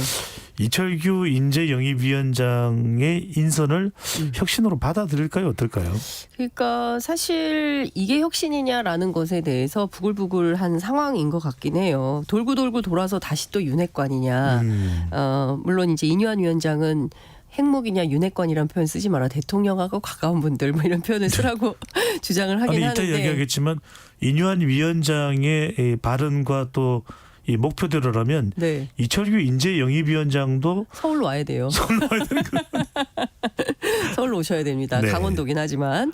네, 여하튼 지금 어찌됐든 좀 낯뜨거운 선택이다라는 비판이 나오고 있고요. 중요한 것은 지금 당 혁신위가 해야 될 것은 대통령으로부터의 당무 독립 아니냐. 그리고 내년 총선에서 소위 얘기하는 대통령실의 개입을 없애기 위해서 상향식 공천 제도를 확실하게 한다라는 정도의 주장은 해야 되는데 일단 인유한 위원장이 대통령에 대한 비판은 월권이라고 이제 주장을 하고 있고 규정을 하고 있기 때문에 그러면 대통령과 관련된 혁신 내용은 얘기 못한다라는 것인데 결과적으로는 대통령과 대통령실을 어떤 성역으로 남겨두는 것이기 때문에 이걸 두고 혁신이라고 하기는 조금 어려운 거 아니냐라고 얘기를 합니다. 혁신은 사실 아프더라도 이렇게 도려내고 살점을 떼어내고 뭐 이러면서 나아가야 되는데 그런 차원에서 보면 일종의 가이드라인이 있는 혁신이어서 그 혁신의 진정성을 인정받기가 쉬울까라는 의구심을 당 내부에 계신 분들이 갖고 있습니다. 그러네요. 과연 뭐 중도층이나 무당층이나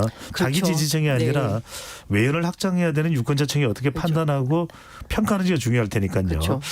자, 여하튼 국민의힘은 이 혁신위원회에 달려 있습니다. 네. 자, 오늘 2차 회의 열고 2~3시경에 이제 2호 안건을 발표한다고 그러는데 희생이다 이런 이야기가 나오는데 이미 취재를 통해서 어떤 내용일지는 파악이 되신 거죠. 그러니까 대체로 10시 반부터 오늘 이제 회의를 하고 있고 오후 한 2~3시경에 발표를 할 예정이라고 하는데요. 컨셉은 희생이다. 키워드도 희생이다. 누구의 희생? 정치인의 희생이다. 이제 어떤 정도의 희생이 나올지 좀 봐야 될 것 같은데요. 핵심은 영남 중진 수도권 출마가 될 것 같습니다. 이 밖에도 뭐 국회의원 불체포 특권 포기. 근데 이게 사실은 국회의원 불체포 특권이라고 하기에 이걸 좀 특권 내려놓기 차원에서 자꾸 얘기하는데 네. 사실 이거 민주주의에 굉장히 중요한 거거든요. 네, 그러니까 어떤 그 중앙 권력을 견제하는 차원에서의 견제와 균형 차원에서 있는 건데 이걸 자꾸 불체포 특권이라고 얘기를 하니까 조금 문제는 있지만 어쨌든 요거. 네, 주요는 한데 이미 불체포 특권의 체포 통해는 좀 식상해진 것 같아요. 그렇죠. 네. 이걸 혁신이라고 한다. 그건 좀 아니지 않냐라는 얘기가 나오는데 어쨌든 회의에선 나왔다고 하고요. 그리고 구속 국회의원 세비 수령 금지. 돈 안 준다는 겁니다. 그다음에 보좌진 퇴출. 그러니까 구속 국회의원들에 대해서 보좌진 싹, 세비 싹 이런 거 없앤다. 뭐 이런 얘기들. 그다음에 뭐 예컨대 뭐 취업이나 입시에서 비리가 있는 사람들은 원 스트라이크 아웃을 시킨다. 그리고 이거 말고도 국회의원 정수 조정하는 문제, 뭐 세비 축소하는 문제. 그리고 또 하나의 핵심 쟁점이 될 것이 있는데 그게 뭐냐면 바로 동일 지역 3선 출마 연임 금지와 관련된 것입니다. 제가 보기에는 영남권 중진 수도권 출마하고 동일 지역 3선 출마 금지 두 가지가 세트로 나올 가능성이 좀 있지 않을까라는 전망을 해보는데요. 여하튼 인요한 혁신위의 핵심 3대 요소가 있으니 첫 번째는 통합, 대사면, 당내 화합 대사면 차원에서 홍준표, 이준석, 김재원, 태영호 이 사람들에 대해서 징계 취소로 통합의 메시지를 냈다. 이만하면 됐다. 자, 그럼 다음 단계는 희생. 우리는 희생으로 나아간다. 그래서 앞서 말씀드린 대로 영남 중진 수도권 출마 그리고 동일 지역 3선 출마 금지 그리고 다음은 변화로 간다. 그러니까 통합하고 희생하고 마지막이 이제 변화다. 이렇게 간다는 건데요. 그 변화에서 대통령의 변화가 가장 핵심이라고 볼 수 있겠네요. 그렇죠. 근데 지금 영남 무소속 피바다론이 나오고 있습니다. 아니 이게 궁금합니다. 이게 장현성 기자가 취재를 했는데 네. 이게 지금 뭐 언론 보도가 되고 있는 내용인 거죠. 무소속 영남 중진들이 만약에 뭐 무소속 공천에 불복하고 나가게 된 경우에 이 무소속 피바다론이 나온다. 사실 네. 이제 이 동일 지역구에 3선 이상 출마 네. 못하도록 하고 또 영남 중진 수도권 출마론이 나오면 영남 다선 의원들의 생각과 지금 의중과 속내가 궁금합니다. 그렇죠. 사실은 이게 되게 중요한데요. 오늘 제가 취재를 해보니까 영남 중진들은 이거 나오면 가만히 있을 분위기가 아닙니다. 예, 굉장히 세게 반발을 하는데요. 그러니까 도처에 무소속으로 출마를 하자 이런 분위기가 좀 있는 것 같아요. 근데 핵심적인 내용만 먼저 말씀을 드리자면 이제 예산국회잖아요. 이제 예산국회이기 때문에 좀 동네별로 국회의원들이 모이고 있어요. 대구 경북은 대구 경북끼리, 그다음에 부산은 부산, 경남은 경남끼리. 왜냐하면 지역 예산 관련해서 어디 어떻게 할 건지에 대한 협의가 필요하기 때문에 이거 이제 그 오만찬 자리에서 예산도 얘기하면서 같이 얘기하는 게 이 영남 중진 수도권 험지 출마론 문제, 그다음에 그 3선 이상 동일 지역 출마 금지 문제, 이거 어떻게 할 거냐 상당히 집중적으로 논의를 하고 있는 걸로 보입니다. 그러니까 오찬 만찬 통해서 네. 밥 먹으면서 이런 얘기 하고 있는 거죠. 뭐 좀 부글부글 하겠네요. 상당히 부글부글 하고 있습니다. 네. 매일경제 보도에 따르면 다수가 인요한 위원장 인터뷰에 분노를 표출했다. 그다음에 한 중진은 수도권 전략공천하면 탈당 후 무소속 출마 결행한다. 영남을 피바다로 만들어버리겠다. 이제 이런 발언을 했다는 거고요. 현실성도 없고 성공할 수도 없는 전략을 총선 때마다 꺼내는 이유는 뭐냐. 이거 사실 영남 중진 물러나라 이거 아니냐. 뭘 이걸 이렇게 어려운 말로 하냐. 물러나라 이렇게 말을 하면 되지. 이제 이런 얘기를 하는 것이고요.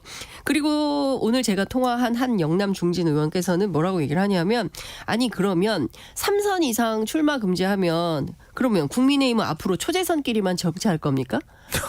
이제 이런 얘기를 하는 거고요. 네.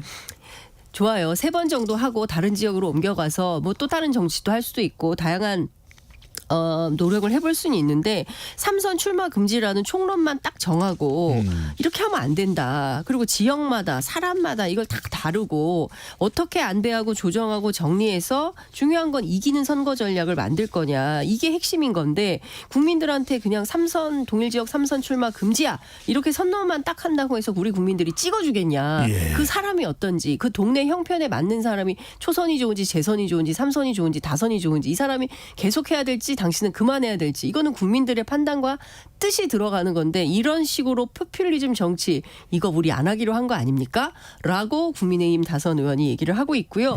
지도부가 너무 급한 것 같다. 자꾸 혁신위원장을 앞세워서 중진들 압박을 하는데 우리도 때가 되면 다 판단한다. 자연스럽게 판단하지 않겠습니까? 우리도 생각이 다 있습니다라고 영남 한 중진께서 화가 많이 나셨습니다. 네, 지금 하여튼 그 상황 자체가 심상치가 않네요. 심상치가 않죠. 네. 그리고 사실 그 지금 그 수도권 위기론과 함께 김기현 대표가 아주 중요한 카드를 하나 꺼내는 김포시 서울편입니다. 그렇죠. 그것도 궁금한데 근데 그 관련해서 다선 의원들하고 좀 통화를 해보셨다면서요? 그렇죠. 다선 의원들하고 통화를 했더니 일단 조경태 의원 같은 분은 지금 부산 5선인데요. 수도권 주민 편익 개선 특위 위원장, 이른바 김포 특위 위원장을 맡았어요. 네. 그래서 내가 영남 중진이지만 수도권 발전을 위해서 적극 노력한다. 이제 이런 입장을 피력하고 있는데요. 반대로 이런 의견도 있었습니다. 나 굉장히 불쾌하다. 네, 무슨 얘기냐면 자 저출생 문제에 어디로부터 기인한 거냐. 솔직히 말하면 이거 수도권 과밀화, 수도권 집중 현상이 너무 심각하기 때문에 지역의 균형 발전을 위해서 국가가 어떤 비전을 세우고 어떤 정책 방향을 만들 거냐. 사실은 여기에 포커스를 맞춰야 되는 거 아니냐. 가뜩이나 서울로 집중하고 있는데 이걸 더 넓혀? 왜 그래야 되는데요? 이제 이런 얘기를 하는 거고 좋아요. 그러면 우리 당은 여기서 말하는 우리 당은 국민의힘 얘기하는 네. 겁니다. 이제 영남 중진인데요. 지방 소멸 관심 없습니까? 예? 지방 소외 얼마나 심각한지 이거 몰라요? 영남 사람들이 다 지금 원내대표, 당대표, 예?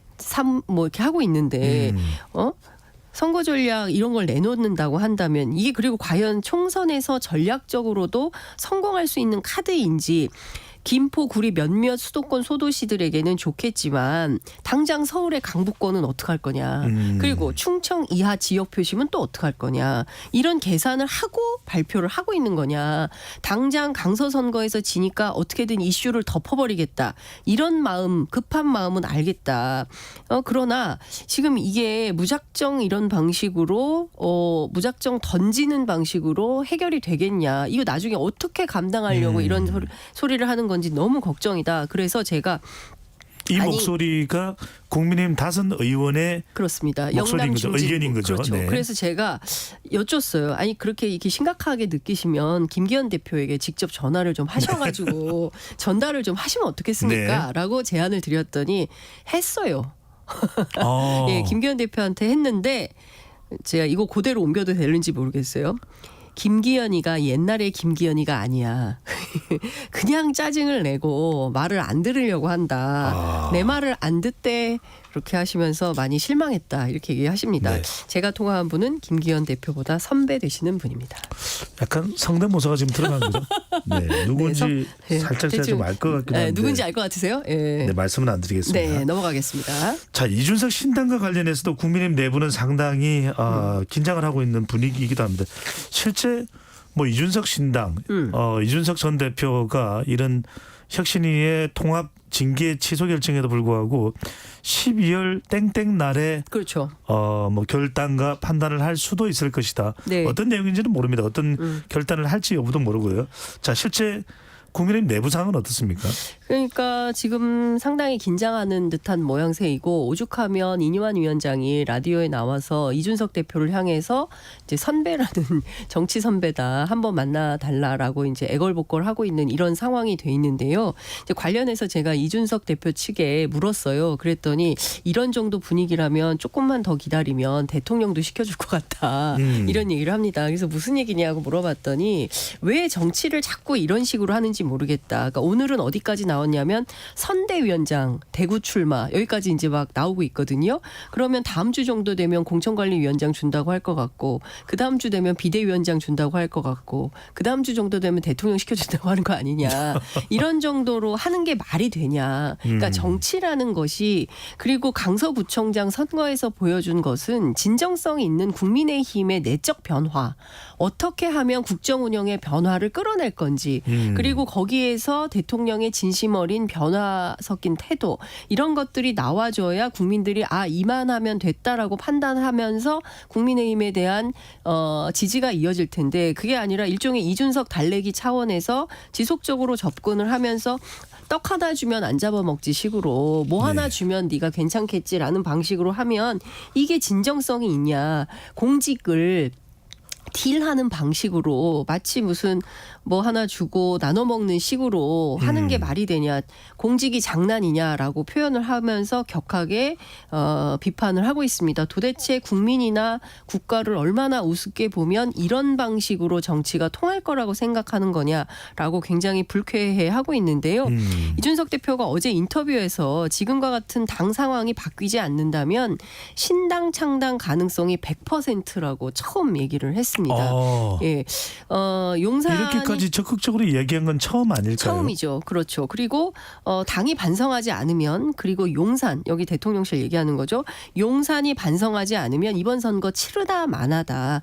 결단 시점은 12월이다. 이런 얘기를 하고 있습니다. 그리고 여기에서 더 나아가서 국민의힘 울타리 넘어서 민주당 세력하고도 함께할 수 있다라는 내용을 언급했다고 하는데요.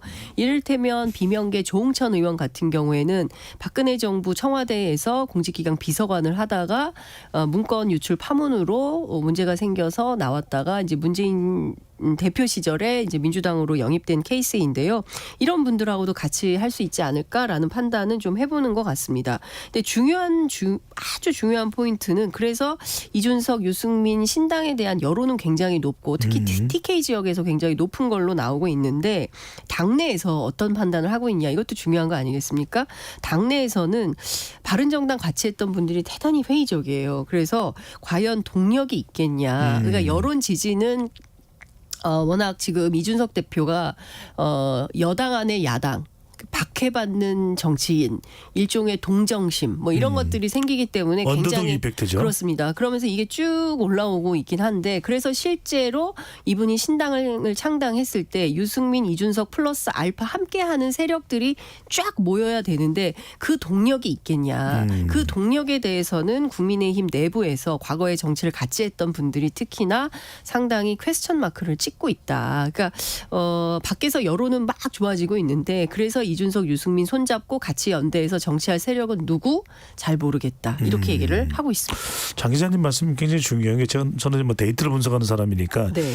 실제로 이런 신당 출연하면 어떻게 했냐면 굉장히 국민들 여론이나 호응도가 높다가도 정작 출범을 하면은 맞아요. 시들해지는 경우들도 참 많았거든요. 그런 부분들도 좀 상황을 한번 봐야 될 것 같습니다. 그러니까 결과적으로 국민의힘하고 같이 할 수밖에 없거든요. 그 출신들하고 보수 개혁 정당이기 때문에 그러니까 혁신 보수 개혁 보수 정당을 한다고 한다면 그 안에서 사람들이 좀 뛰쳐나와 줘야 되는데 누가 나가냐 많지 않을 거다 없을 걸 이렇게 얘기합니다. 네. 자, 이번에는 민주당으로 옮겨가 봅니다. 최근 총선 기획단을 꾸리고 본격적인 총선 행보 시작한 그런 국면으로 볼 수 있을 텐데요.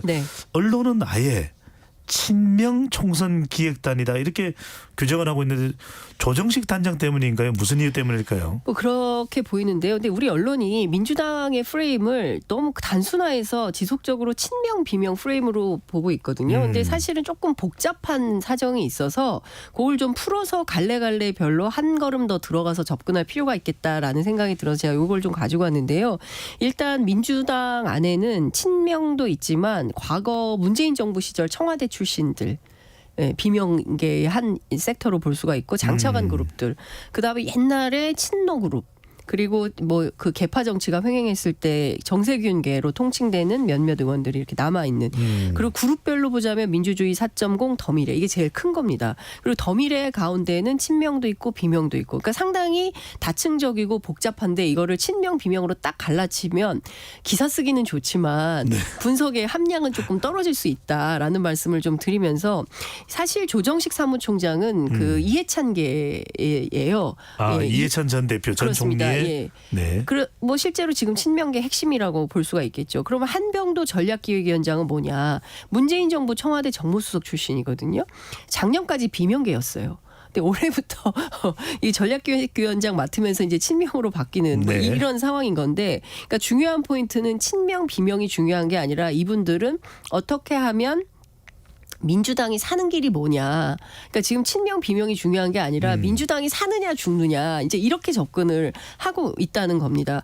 그리고 나머지 분들도 대체로 비슷해요. 정태호 민주연구원 뭐 원장, 그다음에 김성주 정책위 수석 부의장, 뭐 사무부총장인 김병기 의원 다 비슷비슷한 건데 비명계 이원욱 의원이 계속 목소리를 페이스북으로 내니까 네. 이제 거기에 주목해서 기사를 쓰다 보니까 이제 이런 상황인 것 같은데 예, 이원욱 의원이 페이스북에 김어준, 김용민, 강성 유튜버 방송에 등장했던 장윤미 변호사와 장현주 변호사가 들어갔다. 친명이다. 이제 이런 비판을 하는데 이분들 종편에도 많이 나와요. 네. 그러니까 이 프로그램만 나가는 것은 아니고 그리고 장윤미 변호사 같은 경우는 평산 책방 있지 않습니까? 여기 뭐 감사인가 맡고 있는 걸로 알고 있어요. 아하. 그러면 이분은 친명인가 친문인가 뭐 이런 것도 따져볼 필요가 있으니까 이런 방향 자체가 굉장히 저는 낡은 프레임이라고 생각하고 이제는 프레임 전환이 필요하다. 그러니까 이렇게 좀 전략적 사고의 전환이 필요하지 않을까라는 생각이 좀 들고요. 그러니까 중요한 건 사실은 투명한 공천 관리거든요.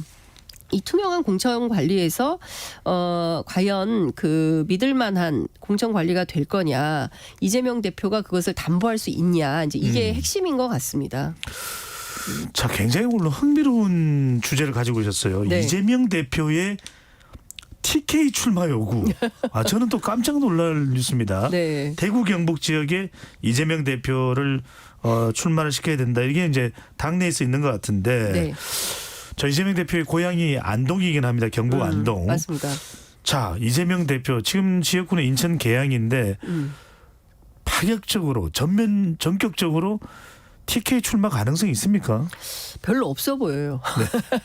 그런데 요구는 있어요. 그러니까 김현권 전 의원, 지금 민주당 구미 당협위원장 맡고 있는 분인데 이분을 필두로 해서 이준석 전 대표도 예컨대 이재명 대표하고 민주당의 TK 출신들이 대구 경북 지역으로 출마를 하게 된다면 지금 상황에서는 국민의힘이 상당히 불리해질 수 있다. 이제 이런 주장을 하고 있습니다. 그래서 그러면 실제로 민주당 안에서 이런 내용들이 검토되고 있는지 확인이 좀 필요해서 직접 취재를 해봤더니 말도 안 되는 소리다라고 일축을 하고 있습니다.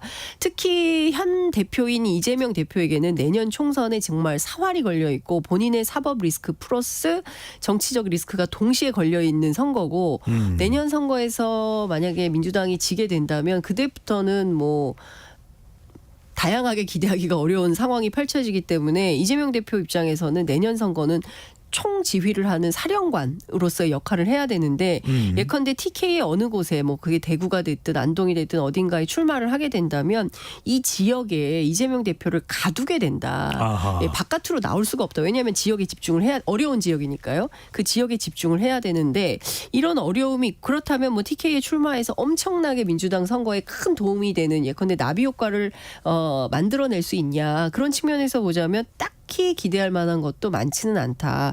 그러면 지금은 예컨대 이준석 대표 입장에서는 상대방을 흔드는 차원에서 주장은 할 수 있는 거지만 민주당 안에서 이런 얘기를 하는 것은 정치적으로 올바른 판단은 아닌 것 같다.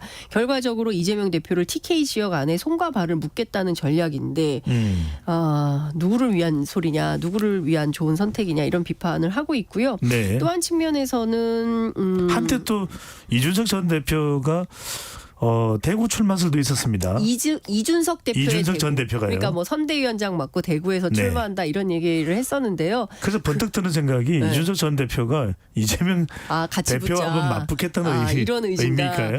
근데 이준석 대표도 대구 안 갈 것 같은데요. 그러니까 제가 보기에 진짜 내년 총선을 앞두고 저 아시는 것처럼 여의도에는 화가들이 많아요. 피카소들이. 그래서 서로 각자의 그림을 막 이렇게도 그려보고 저렇게도 그려보는데 제가 확인한 민주당 전략 단위의 판단은 이것은 말도 안 되는 전략인 걸로 이미 정리가 좀 되고 있고요. 아니 우리들은 얘기도 안 하고 있는데 왜 외부에서 자꾸 이런 말을 하고 있냐라고 오히려 볼멘 소리를 쏟아놓고 있었습니다. 장 기자님 정말 취재력이 엄청난데 또 하나 궁금한 게 방금 전에 이제 내년 총선에 총사령관을 해야 된다. 지금 재판받는 횟수도 굉장히 많아지고 있고요. 그러면 인천 계양은 그대로 출마를 할까요? 수도권이니까 아니면 그냥 비례대표 한 10번 정도를 해서 전체 선거를 총괄하는 역할을 맡을까요? 지역구 출마는 어떻게 될까요? 그러니까 그것도 좀 고민인 것 같아요. 그러니까 이재명 대표에게는 세 가지 선택지가 있다. 그러니까 첫째 개항을 출마를 계속하는 거. 네. 둘째 이제 앞서에 말씀하신 대로 과거에 DJ가 했던 방식처럼 비례대표 후순위를 자기가 딱 들어가는 거죠. 그래서 내 앞은 다 당선시키겠다. 나는 떨어지더라도 뭐 이런 방식으로 하나 딱 이렇게 걸고 시작을 하는 방법이 있겠고요. 또 하나는 아예 어차피 그 대선 준비를 해야 되니까 총선은 불출마하고 전체 선거를 다 총괄해서 진두지휘하겠다. 이제 세 가지 선택지가 있는데 실제로 지난 여름만 하더라도 그러니까 이재명 대표 단식하기 전 상황만 하더라도 이재명 대표 거취에 대해서 계속 이제 요구를 받고 있었기 때문에 불출마로 돌파한다라는 얘기가 민주당 전략단위 안에서 있었던 게 사실입니다. 그런데 지금 상황은 단식 이후에 상황이 많이 바뀌었고 특히나 구속영장 기각이 되지 않았습니까? 그리고 국회에서 가결은 됐지만 이게 여러모로 정치적으로 이재명 대표 입장에서는 상당히 수월해졌다. 재판은 그냥 받으면 되는 것이고 그렇기 때문에 다양한 선택지를 놓고 다양한 판단이 가능한데 지금 당장 이재명 대표가 나는 어떻게 하겠다고 미리 뭐 선포를 할 것 같지는 않아요. 그러니까 흘러가는 상황을 보면서 전략적 판단에 따라서 어디에 배치되는 것이 민주당 전체 선거를 좋게 만드는데 가장 좋은 수냐. 그러니까 용도에 맞게 내가 쓰이겠다 이런 전략인 거지 내가 먼저 중요하고 나를 중심으로 선거판을 짜겠다 이런 전략은 아닌 것 같습니다. 선택지를 넓혀놓고 네, 어차피 많아요. 네, 좀 더 관망하면서 가장 유리한 쪽을 선택하겠다. 그렇습니다. 자 마지막 질문 드립니다. 민주당에서는 지금 뭐 대형 또 반응이 나오고 있긴 합니다. 이 김포시 서울 편입에 대해서. 네. 그런데 뭐 여러 가지 지적도 하고 하지만 어쨌거나 이 이슈가 상당히 센 이슈가 되고 있어요. 그렇죠. 민주당은 지금 전략상으로는 이 부분에 대해서 어떻게 대응을 해야 된다. 자칫 일각에서는 이게 뉴타운 이슈가 되는 거 아니냐. 2008년 총선 때처럼 네. 또는 2010년에 무상급식처럼 일파만파 커지는 이슈가 되는 것 아니냐라는 분석과 해석도 나오는데 어떻게 보십니까? 네, 그에 앞서서 김기현 대표와 관련해서 살짝 전할 내용이 있었는데요. 네. 그 수도권 출마 결심은 했다는 거예요. 그래요? 네. 그런데 그래서 김포라는 얘기가 아침에 살짝 돌아가지고 제가 확인을 했는데 네. 김포는 아니다. 그런데 지금 김기현 대표도 이재명 대표와 마찬가지로 내가 어느 전 단계에서 어떻게 하는 게 정치적으로 가장 큰 파장을 일으킬지는 검토 중이랍니다. 네. 그래서 일단 전해들은 전원이십니다. 그렇습니다. 네. 그 김기현 대표 최측근 관계자에게 확인한 내용인데요. 김포는 아니다. 그런데 당 지도부에서 이거 확인 안 해주겠다고 해요. NCND 전략입니다. 당 지도부는 그렇게 얘기하고 부인도 시인도 안 하고 네. 있고 그다음에 이제 김기현 대표 최측근은 수도권 출마는 맞는데 수도권 중에 어디로 갈지는 아직 안 정했다. 이건 보면서 결정하겠다. 그러니까 뭐 여기저기 돌려보고 있겠죠. 뭐 네. 이제 이렇게 헌신 앞서 말씀드린 대로 희생 이런 차원에서 뭔가 결심할 수 있다라는 수도권 출마 결심까지는 온 것 같다라고 최측근이 얘기를 해주고 단독 있고요. 특종이 오늘 안 나오는 애들이 바로 나왔습니다. 네, 네. 뭐 혹시 자꾸 안 물어보시는 것 같아요. 제가 일부러 얘기했습니다. 네. 네네. 네, 넘어가도록 하겠습니다. 그리고 또 하나는 앞서 말씀 주신 대로 제가 이 취재하면서 되게 재밌었던 내용이 뭐냐면 국민의힘 쪽에서 이런 얘기를 하는 거예요. 민주당 내년 선거 자신이 있으면 김포 서울 편입 반대해라. 50만 표 날라간다. 왜냐하면 김포가 48만이거든요. 그러니까 이제 이런 주장을 했어요. 그러니까 김포 시민 48만이 다 민주당 안 찍을 거다. 이제 이런 판단 속에서 국민의힘은 이런 얘기를 하는 건데요. 오늘 재밌는 얘기가 나왔는데 김영진 민주당 정무조정실장이 라디오에 출연해서 뭐라고 얘기를 했냐면 김포를 건드리면 서울 강북이 흔들린다. 강북에 투자해야 될 서울 시민 예산이 김포로 가게 되면 서울 강북 500만 표심이 흔들린다. 50만 표 대 500만 표. 이제 이렇게 하고 있고요. 그 다음에는 부울경, 호남, 충청 다 흘린다. 이거 국민의힘에게 타당한 선거 전략인지 검토해주기 바란다라고 얘기를 했어요. 그러니까 지금 양당이 50만 대 500만, 500만 대 50만 어떻게 갈지는 알 수 없는데 여하튼 전반적으로 반대 여론이 형성되고 있어서 11월 앞두고 어떻게 될지는 좀 지켜봐야 될 것 같습니다. 네, 수도권 이 편입 관련해서 빅뱅이 터지고 있습니다. 오늘도 정말 들을 내용이 많았습니다. 오늘 말씀은 여기까지 듣겠습니다. 지금까지 장윤선 기자와 함께했습니다. 잘 들었습니다. 네, 고맙습니다. 아유 왜?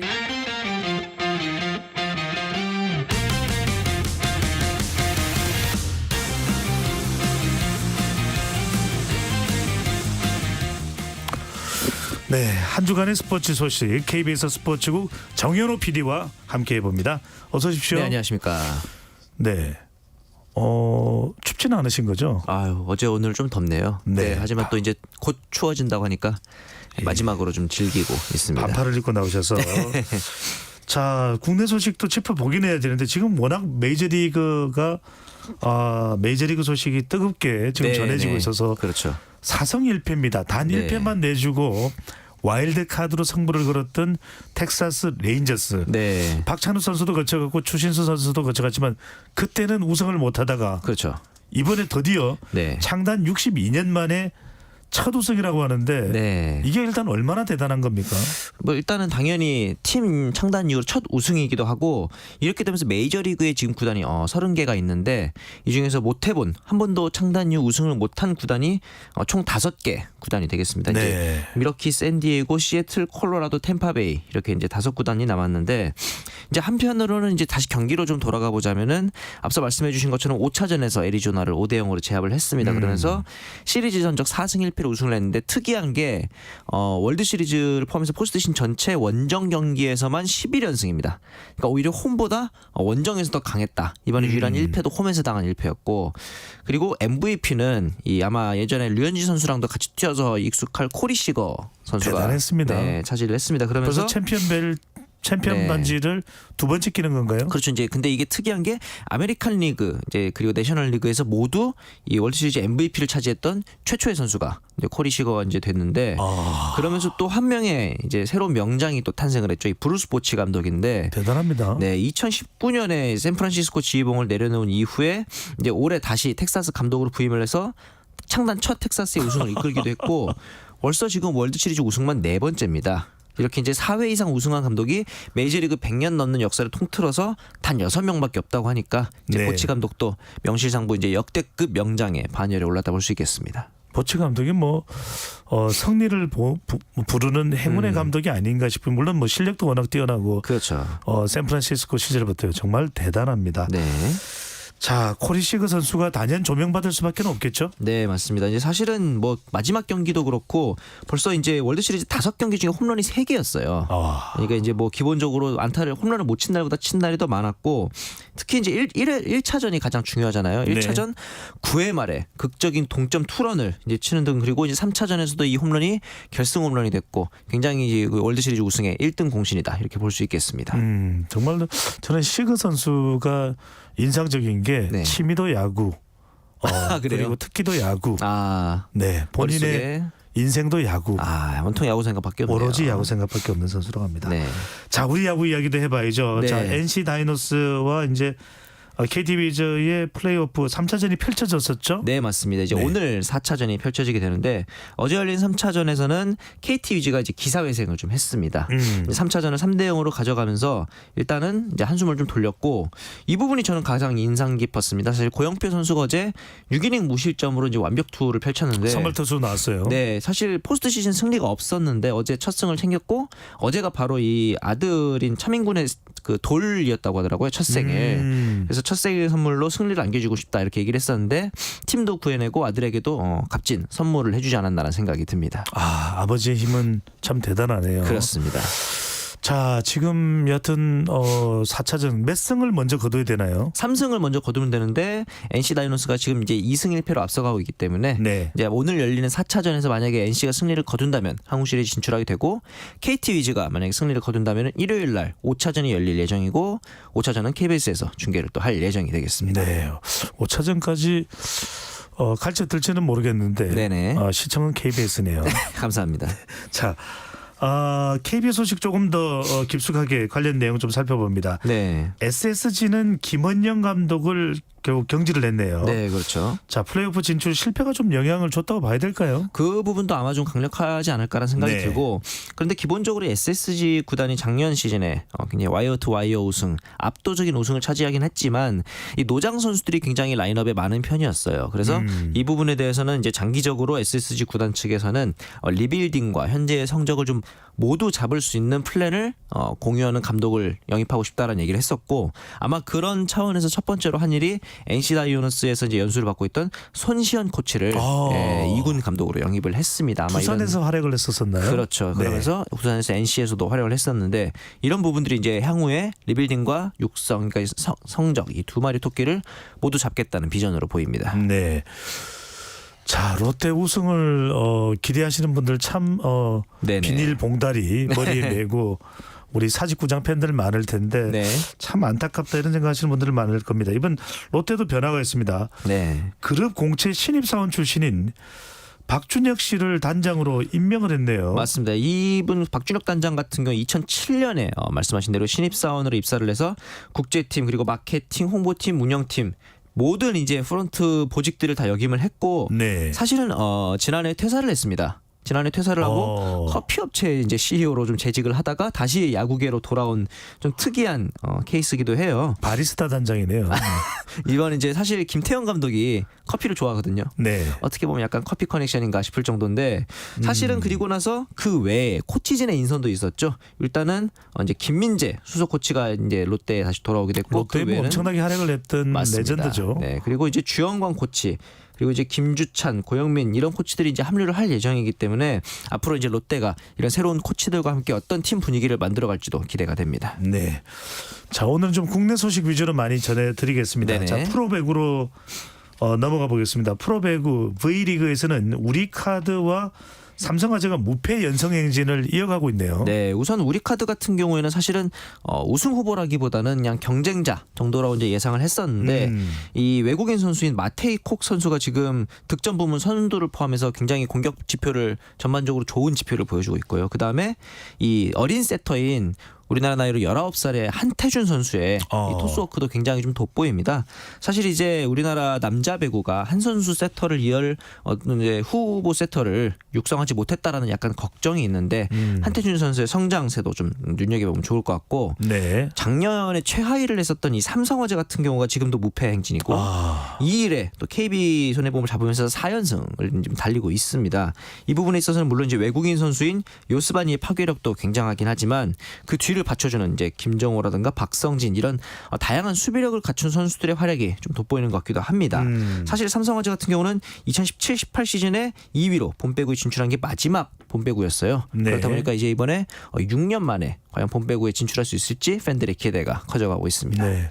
배구 경기 보는 것도 굉장히 경쾌해요. 네. 그래서 우리 뭐 배구 또 뿐만 아니라 스포츠 팬들분들께서 뭐 야구도 많이 관심을 가지고 있는데 배구장도 찾아서 그렇죠. 또 많이들 또 가족들과 함께 좋은 경기 네. 관람하는 기회를 가지시면 좋겠습니다.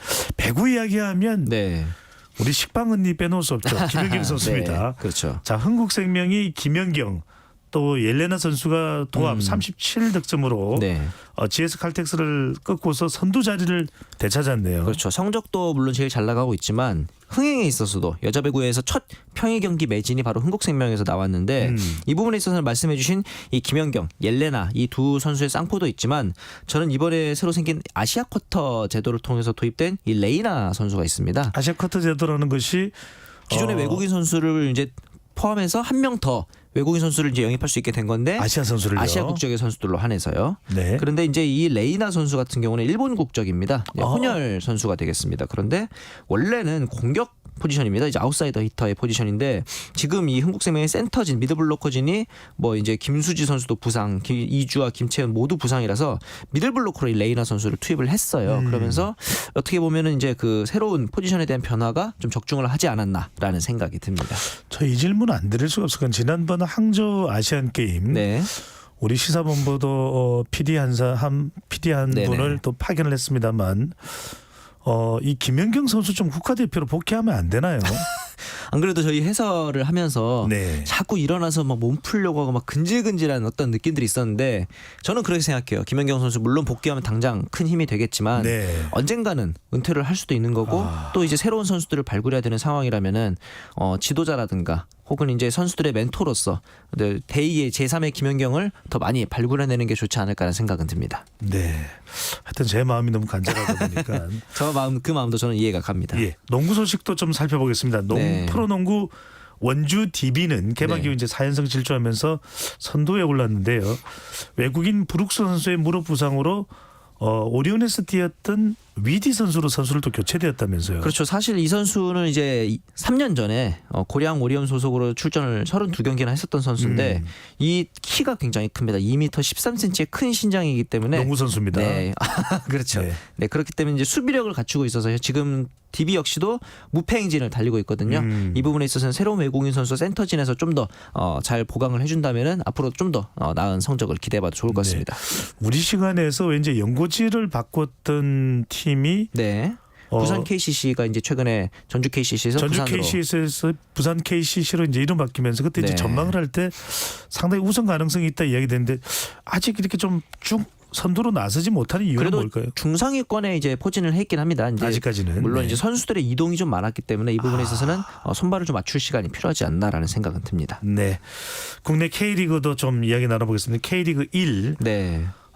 울산 현대가 조기 우승을 확정을 했네요. 우리 항상 국내 K리그 이야기할 때는 전북이다 했는데 물론 울산과 우승을 많이 또 놓고서 다투게 됐는데 홍명보 감독 기분이 상당히 좋겠네요. 맞습니다. 지난 10월 29일에 이제 대구와의 경기에서 2대0으로 승리를 하면서 우승을 확정을 했습니다. 그러면서 이제 승점 70점을 이미 확정을 했기 때문에 조기 우승을 좀 확정을 했고요. 저는 이 부분에 있어서 울산의 주민규 선수가 굉장히 좀 이번 시즌에 영입이 돼서 득점 2위를 기록을 할 정도로 굉장히 공격진에서 큰 힘을 보태주지 않았나라는 생각을 듭니다. 왜냐하면은 주민규 선수의 이제 활약 덕분에 울산이 전체 리그 득점 1위를 달성하고 조기 2연패도 확정할 수 있지 않았나 생각이 듭니다. 자, 이거 하나 좀 여쭤보고 싶어요. 왜냐하면은 저도 궁금한데 많은 분들이 또 저한테 물어봐 달라고. 지금 이번에 발랑도르 그러니까 축구를 가장 잘하는 올해의 선수 결정이 됐죠. 네, 리오넬 메시 선수였죠. 메시입니다. 그런데 일부 선수들은 물론 지난해 월드컵 우승한 거 그런 것도 평가가 됐을 텐데 홀란드 선수 그러니까 맨시티에서 활약하고 있는 손흥민 선수와 지금 득점 선두를 다투고 있는 선수인데 맞습니다. 왜 이 선수가 못 받았는지 이야기 나오죠. 그리고 김민재 선수는 공격수가 아닌데 발랑도르 22인가에 포함이 됐더라고요. 네, 아마 김민재 선수 같은 경우는 이제 카타르 월드컵 때 대한민국을 16강으로 이끌었던 점 그리고 바이에른 뮌헨으로 이적해서도 괜찮은 모습을 보여주고 있다는 점 이런 것들이 선정이 됐을 것 같고 홀란 같은 경우에는 이제 소속팀에서는 물론 이제 압도적인 퍼포먼스이긴 하지만 국가대표팀에서 뭔가 보여줄 수 있는 기회가 많이 없었다는 점 아마 이 부분이 약간의 그 아쉬움으로 작용을 하지 않았을까 싶어요. 그렇다고 해서 메시 선수가 소속팀에서 보여주는 퍼포먼스가 막 뒤처지거나 그런 것도 아니고 아르헨티나의 월드컵 우승이라는 거는 굉장히 좀 상징적으로 몇 년 만에 우승이겠습니까? 그렇다 보니까 마라도나의 후계라는 이런 어떤 그 퍼포먼스적인 측면에서 좋은 점수를 받지 않았나 생각이 듭니다. 야, 역시 메시는 메시군요. 그렇습니다. 자, 오늘 말씀은 여기까지 듣겠습니다. 언제나 시원하게 궁금증을 다 풀어주는 KBS 스포츠국의 정현호 PD와 함께했습니다. 말씀 잘 들었습니다. 네, 감사합니다. 청취자 여러분들 오늘은 어떻게 들으셨는지요? 배종찬의 시사본부 오늘 준비한 소식은 여기까지입니다. 여러분들과 함께 항상 방송할 수 너무 좋고요. 507번 서울시입니다. 버스를 탔더니 배종찬의 시사본부 너무 잘 듣고 있다는 말씀을 주셔서 더 마음이 뜨거워지고 따뜻했습니다. 저는 내일 아니고요. 다음 주 월요일에 다시 찾아오겠습니다. 여러분들 행복하고 더 행복한 주말 되십시오.